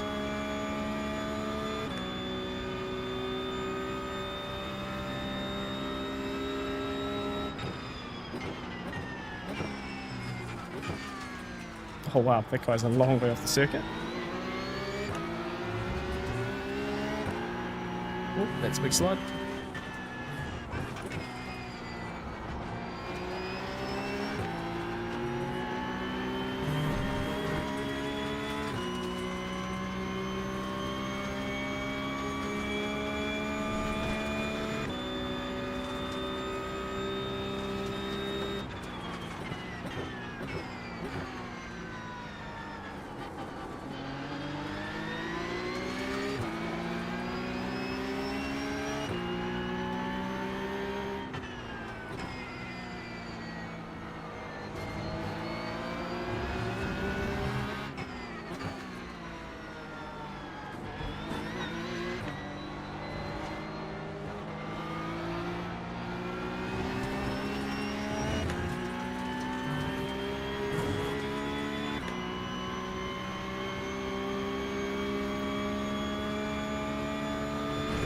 Oh.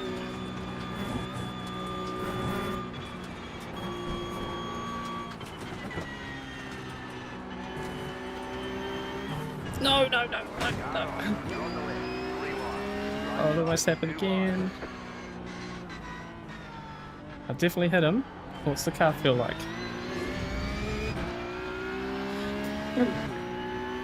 That was almost a full repeat.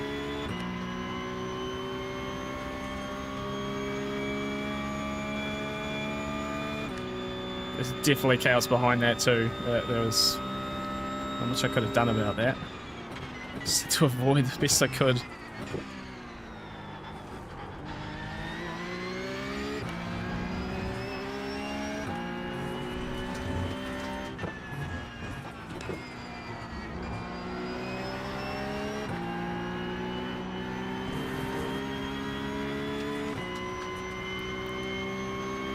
Right.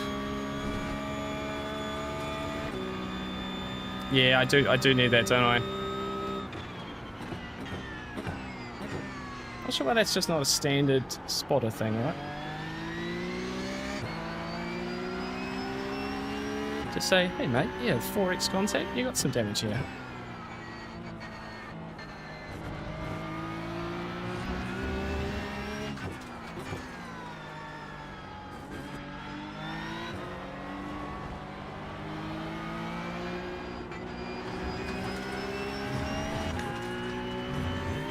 Slow down, come on, give it to me.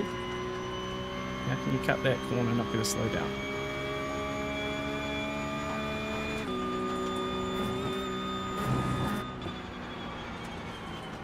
Yikes. Look, not expected.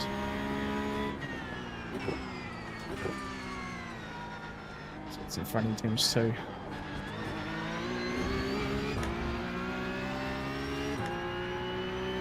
Yeah, that was a slow bit of lap there.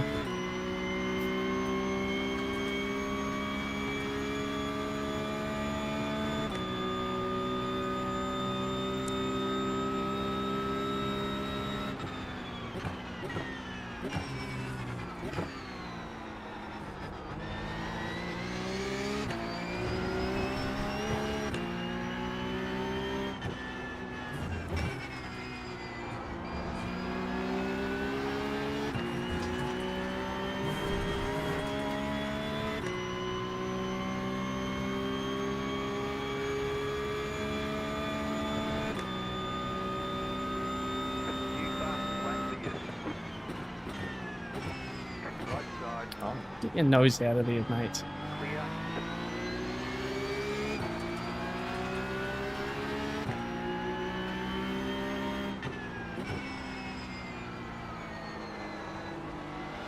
It's wide. Gonna dive me. Now on your left.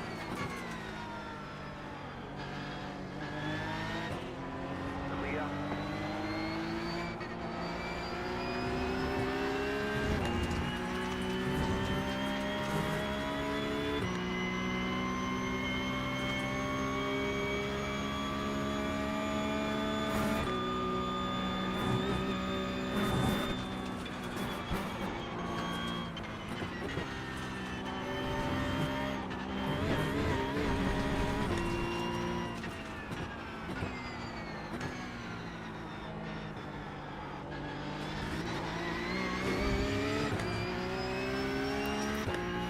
Right, settle in. Look over the place there. Oh, slow down for car 17 in front.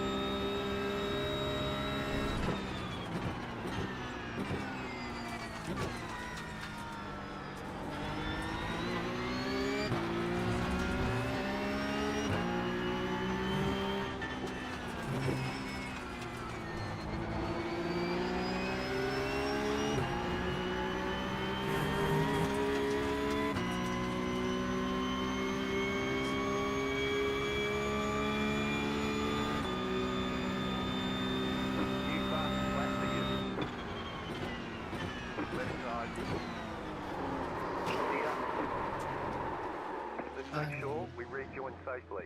Car approaching, hold. Still coming. Car on your left. Clear.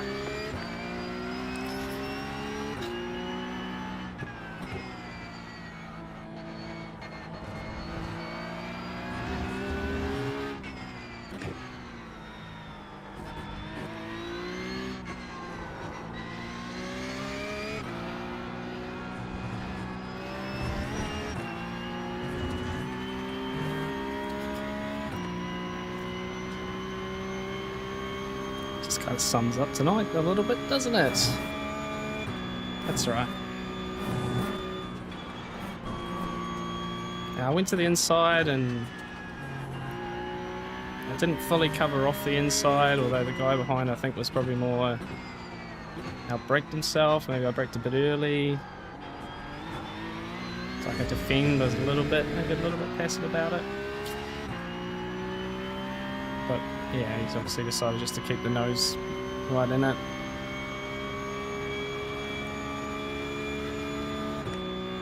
Rather than just like jamming the brakes and getting out of it, you know.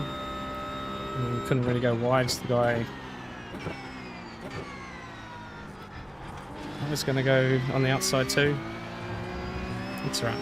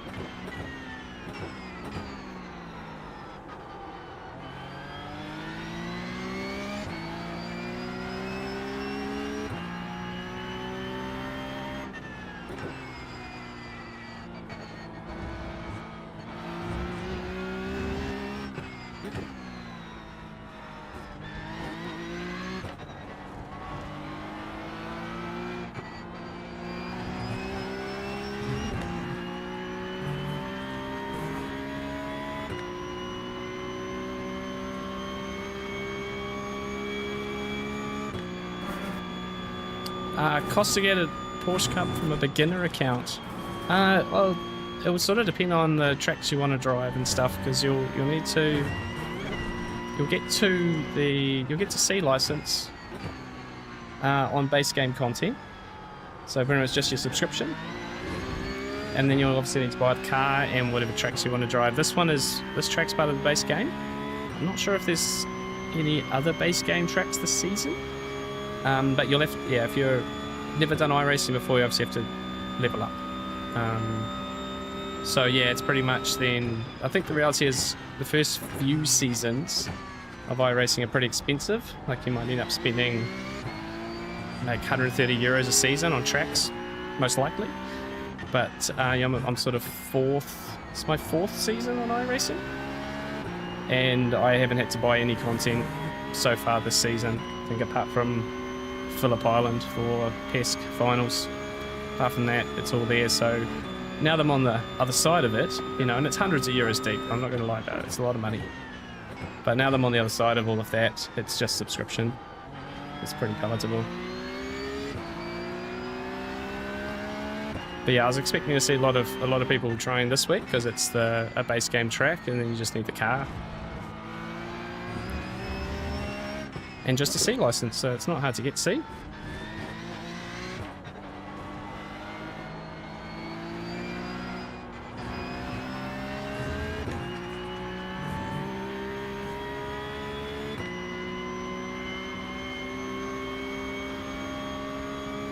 Halfway.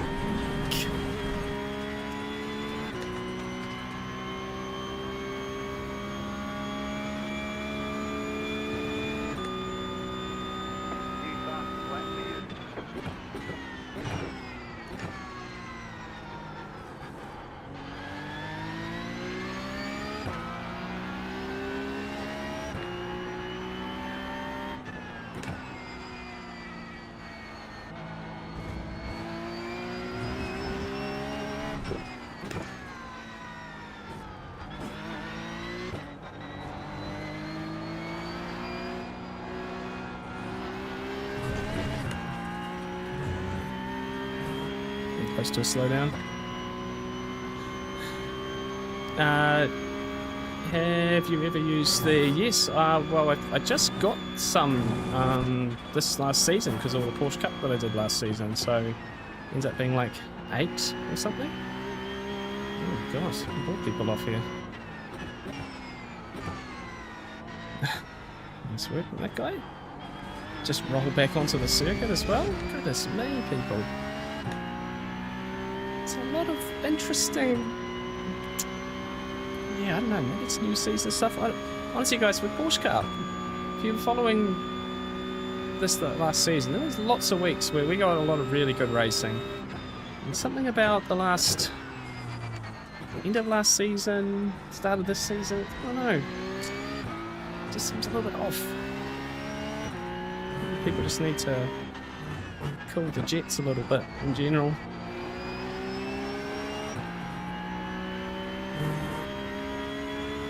I feel like I've been able to show off some pretty good...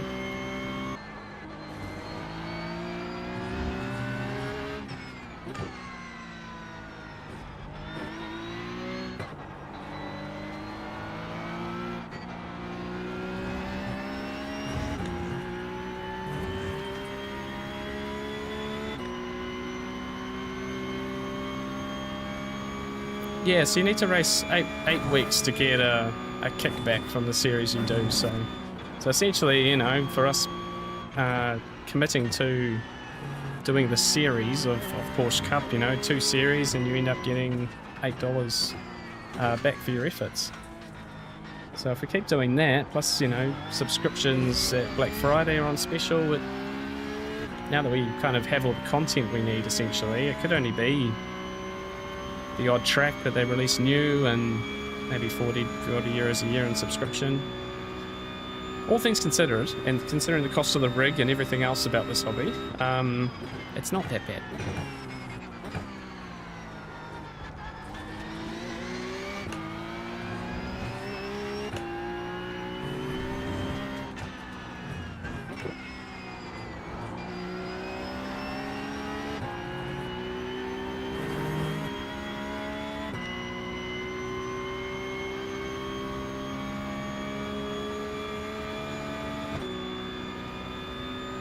Okay,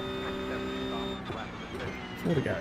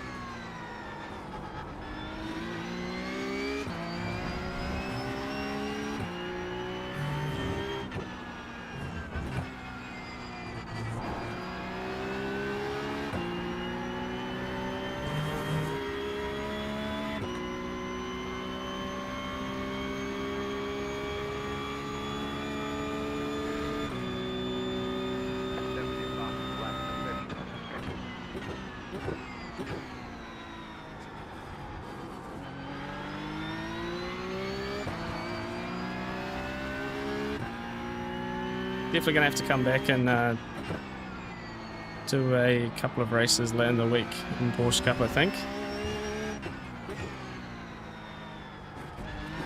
Especially fixed. The thing is, I'm not, essentially because I'm not here for 3 weeks this season, it pretty much means I've got to maximise the weeks I can. for the overall series, and we're certainly not going to get enough points tonight. I can't have week 1 be essentially my drop round this season.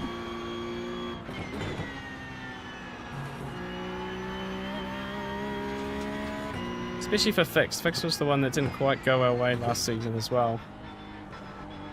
We were, I think, 44th in Open overall, and about 70 something in Fixed.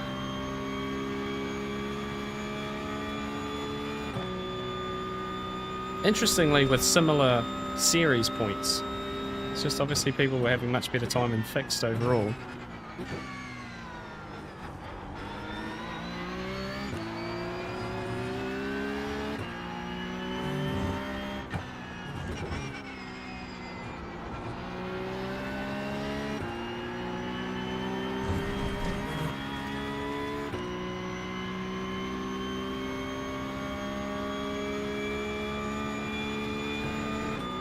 Three laps to go.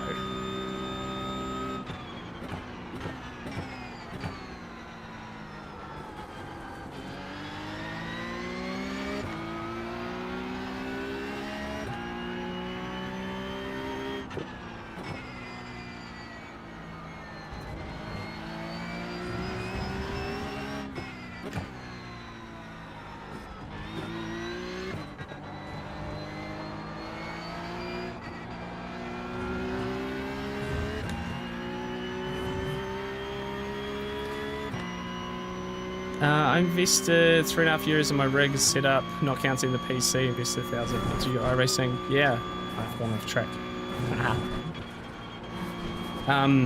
Yeah, no, it's proper money, right? It's proper money, and if you do it well, then yeah, it lasts a long time, and the gear can really serve you as you get faster and stuff like that.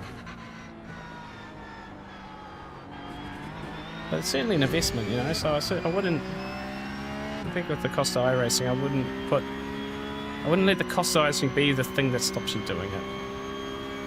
Like, there's lots you can do without having to buy lots of content, and if it's the best experience for you, then it's worth the rest of it, because you've got to spend so much on the rest of it as well, you know. I know not everyone falls into that boat. Not always that simple, right? Just choose to spend it. It's not always the case.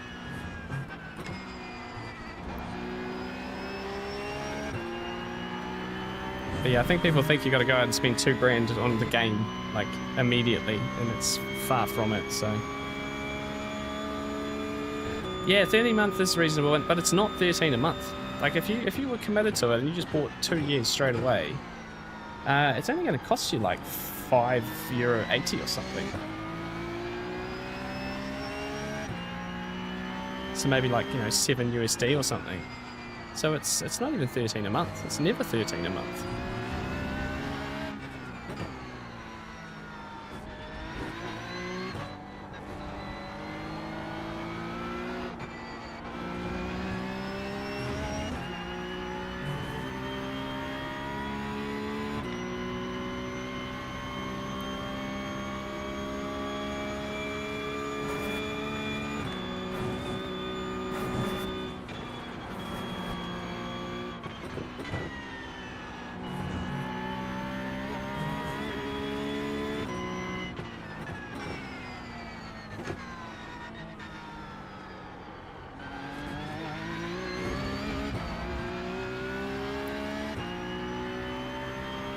Yeah, it's just, you just need that commitment to it, so. Yeah, always buy 2 years before sale. Yeah, of course, Ash. Yeah, that's like, I think it's just the best way to do it, you know, just commit. And that's the thing, iRacing is not going anywhere. And that's why I like about it so much. Is you know, when we started sim racing, I did ACC. ACC then stopped getting updates. And started doing Le Mans Ultimate, and it was early access, and it was just a big mess, big buggy mess. I still never really got into that game. But that's going to have an end date as well. Give it maybe 2, 3, 4 years. It's going to be replaced by something else because the developer needs to make money. iRacing will still be here. Gets quarterly updates. They're good. They're well put together. They release it when it's ready. They've got a brand new graphics engine coming for this. It's going to look better and modern and stuff in the next 12 months. The future's only looking better for iRacing. So if, you know, you buy all the stuff now, then, well, I could see myself doing this for the next 10 years, you know? Yeah, it's funny, Ash, because I went to buy something the other day and I realised I had the 20% discount, which means I've bought 40 items. I was like, oh, that didn't take long, but I don't need much. Like this season, all the Porsche Cup tracks I have, all the GT3 stuff and IMSA stuff I have. I think the only thing I need to buy, as I mentioned before, is Phillip Island for Asia Pacific regional stuff.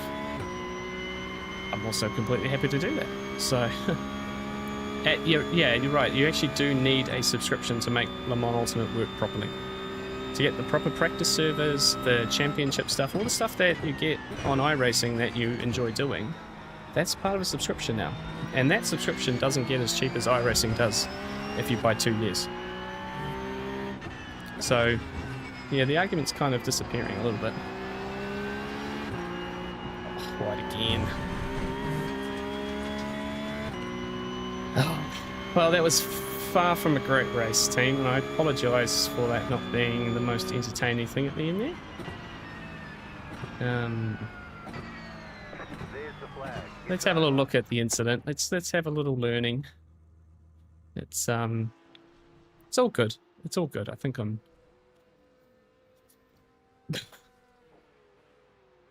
Someone's calling out our Brazilian friend again in the chat.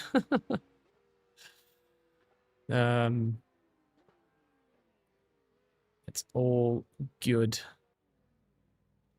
Right, okay, so let's have a quick look back at our race here. That's not who I want to look at. Here we go. Yeah, first of all, was it start? What are we looking at here? Get ahead in the game. So, first of all, the start. What on earth has happened here? Neil, yeah, gotta love the Black Friday sale. Yes, 100%. Glad they at least have one sale a year, you know? Right, so, mess in front. Spinners galore. We just stay on the inside. And we get through that. Who has caused that one? It's just probably the classic. Oh goodness! Look, come on, team. What's going on here? I think here's our culprit.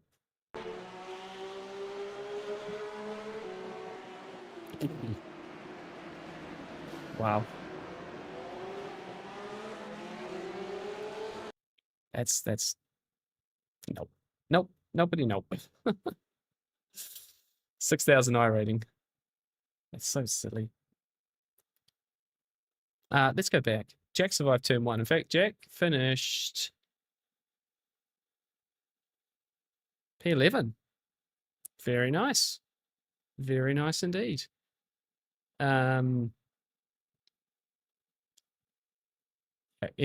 Literally everyone is this is even more mess. Okay.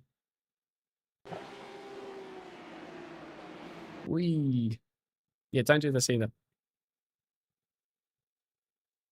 So this guy's just turned down and literally chopped this guy off. He was probably coming in a bit hot anyway, but yeah, that's on him, unfortunately. So anyway, we got through some initial mess. Where are we? And where did things heat up? Here we go. It's this lap. Oh no. It was before that. Sorry guys, it's this lap. So we had quite a bit of front damage there. So, kind of surprised I kept both those drivers was P8 after turn 1. Yeah, that's awesome, dude. Yeah, it's a total mess at the front there. So Right, let's have a look at this. We were sort of settling in here. We'd gotten up a few spots. And let's see how we've how we've done here. This was almost a full repeat.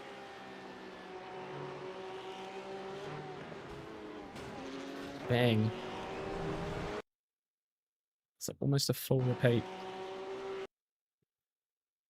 I certainly am a little late on the old. Guess you can't see it till here. Yeah. It's funny when you look at it from this view, you kind of think, why did I react so slow? I don't think I got a question mark on that one. Yeah, this guy gets it worse. Bang! He properly gets him, doesn't he? Oh, and the rejoin there too. Ooh, that's messy. That's messy. Okay, so we got through that, and then...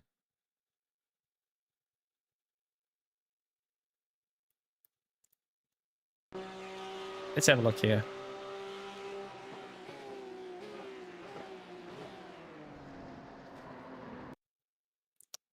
Yeah.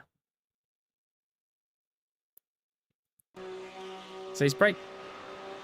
D, I've probably braked early. Yeah, I've braked early. And I haven't covered this off. And then he's got the nose inside. I guess he's still trying to stop here. So he's on the brakes, on the brakes. Still on the brakes. So. And then I've just squeezed him. He's come off the brakes here, though. Which, like, I know what I've done, but you can also hold your brakes a little longer. And then this poor guy has already got a whole bunch of front damage. He just picks up a bunch more. This is the nice corner of his car on the right hand side there, and we just pick the whole thing. That's pretty rough. And look how bad ours is from the crash too. Gross. Well, that's why all the pace was out of it, and just what it is after that. Now, I wasn't entirely sure exactly where I was here. Literally everyone is calling out this guy. Our favorite friend. Oof.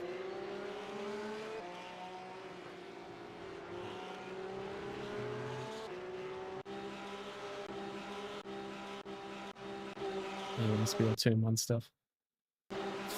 Anyway, let's not get too deep into other people's mess. Nice work, Jack. Nice little result there. I'm sure that will be good for your championship. Yeah, killed 2 people this race, yeah. Yeah, Rodrigo, yeah. Yeah. He's been affected tonight, hasn't he? So we've lost 23. So what did we start on? And actually, yeah, the safety rating took a hit there too. Not great. I'm not going to lie. That was not a good one.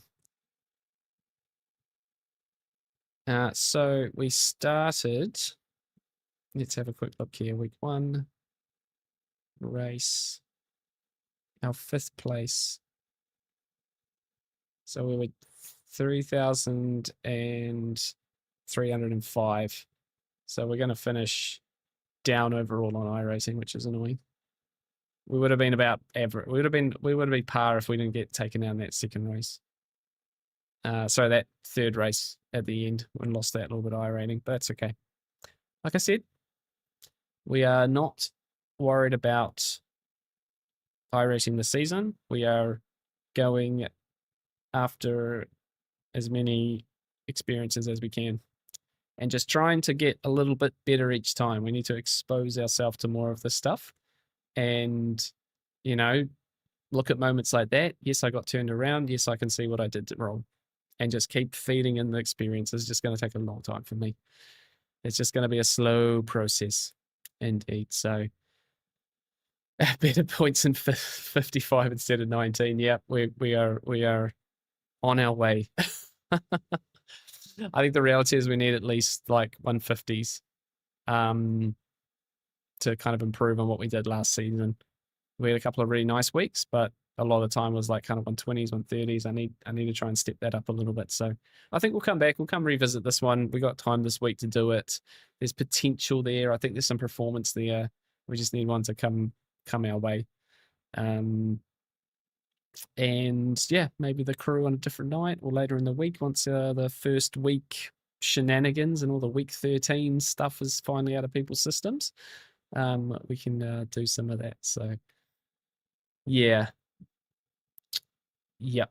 No, he was definitely pushing it right. So, you know, it's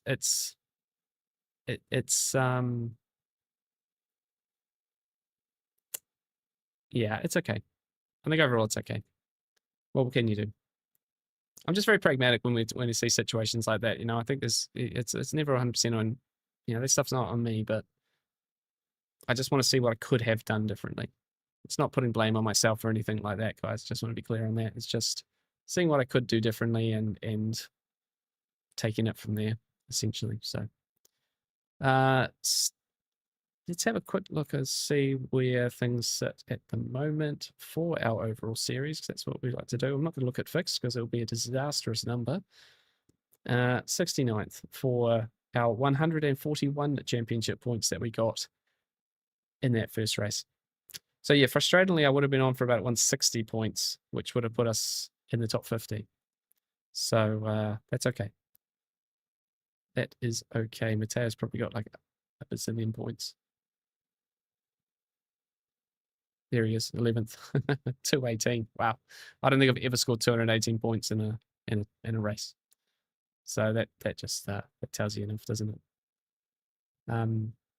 Yeah. So there we go, guys. That's our first week, first stream of season 3 on iRacing. Let's just put that down as day 1. I think there was some improvements that we can make. There's some nice moments there. A little bit surprising on particularly the second race where I was still 23 and should have finished P9. So it's there. It's there. Like I said, guys, if you haven't already, please hit the like button.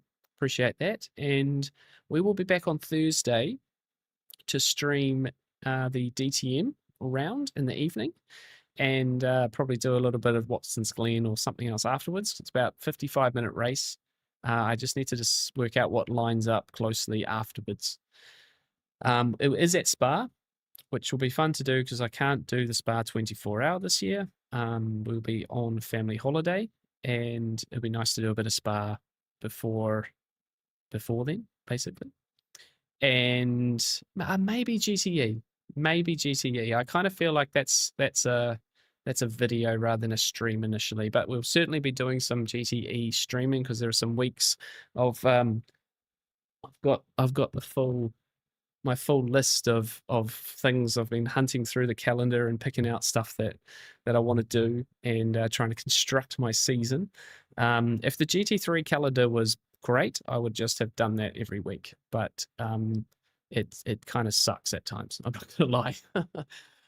Some of the GT3 ways, I don't know what they're doing with GT3. I don't know why. Like the GTE calendar is perfect. Just do that. Add more weather. But just, I don't know why they're doing some very odd tracks at the moment in GT3. I don't understand it. But there's enough to fill out the weeks that we have, including week 3, which is Bathurst. And I'll probably do like double streams of Bathurst. You know, I love that place. Be great to get back to the mountain. Haven't been there since February, since special event week. So you're going to try race room for a bit just to see if you can handle it. Okay, nice. Yeah, that's pretty cool. What is bad in GT3? It looks great to me. Well, there's just a couple of tracks that are a bit like, like this bit like IMS is better. You know what I mean? Like or a GTE week's too good. Like next week they're at Oran Park. And like nothing wrong with Oran Park. It's just like, is that a GT3 track? And yeah, I don't know. There's just a few like. It's interesting because like Porsche Cup has a few weeks like that as well, but I'm like highly committed to the car in the series, so I don't mind doing that. But when you're a little bit like not fully committed to GT3, it's a bit like why is that happening? You know, so how no, it's not a GT3 track. Yeah, you're right.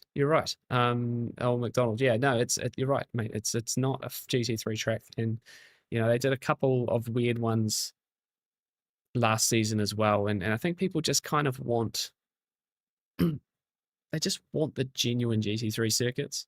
It just feels like, you know, whenever those tracks show up, GT3 is super popular, and it's just like why not just do that a little bit? Not so it's repetitive, but there's so many good tracks in iRacing that work super well with GT3. Why not do a bit more of that? But anyway, I guess I am also very new to iRacing still, just been on the platform 1 year. I wouldn't mind if Spa was 1 week each season, but maybe other people want that variety or asking for that variety. So I guess they do want to sell tracks, although Oran Park's the free track, right? So it's a base game track. But no, look, essentially between, and it doesn't exist in real life anymore. You're right. It's all housing now, which is a real shame. It's kind of cool that's in the sim. I'm not going to lie. Like in Oran Park, I remember watching racing on the TV at Oran Park. You know, Shane Van Gisbergen's first race in the Australian Supercars Championship was at Oran Park. So it's pretty cool that it's in the sim. But yeah, I don't know. But essentially between GT3 and IMSA and GTE, there is something very cool to do each week on the Thursday. And that's the plan. Just mix it up a little bit. Still lots of GT3, bit of GTE, something cool to do on the Thursday. And we do Porsche Cup on Tuesday, and then stuff on the weekend, a few videos, bits and pieces. So that's the plan, guys. That's the plan. So yeah, cheers, mate. Thank you very much, Miss Pearson. Thank you very much. I know, very cool. Yeah, congrats on congrats on the draw in the World Cup. Oh, sorry, yeah, that's football. I almost said soccer. I do not call it soccer. Thank you. We are undefeated in the World Cup, the last 2 World Cups that we've been in. We haven't won a game, but we are undefeated. And not many countries can say that. So we actually play Belgium next. I think it's next, or it's in our pool. So it'll be kind of funny that, you know, I'm living in Belgium. We're going to play Belgium. The Belgium national side is very well supported over here. So it's going to be kind of funny. Maybe if we beat them, I'll have to just lay low for a bit, not show my face. Yeah. But guys, hey, look, thank you very, very much for hanging out with me this evening. I really, really appreciate it. You guys have been making these streams so successful last season, and I really hope that we can make it a great time going forward. We'll see you on Thursday for some DTM at Spa. Don't expect great things. I'm actually not great at Spa. I'm going to drive the BMW, which might not be a good one. I just want to, because a bit of brand loyalty, essentially, and we'll do our best. We'll have a bit of fun. That's what it's all about. Look forward to seeing you then. Race hard, stay positive, enjoy week 1 in whatever class you decide to do, and we'll see you in a couple of days for another stream. Cheers, guys. Good night.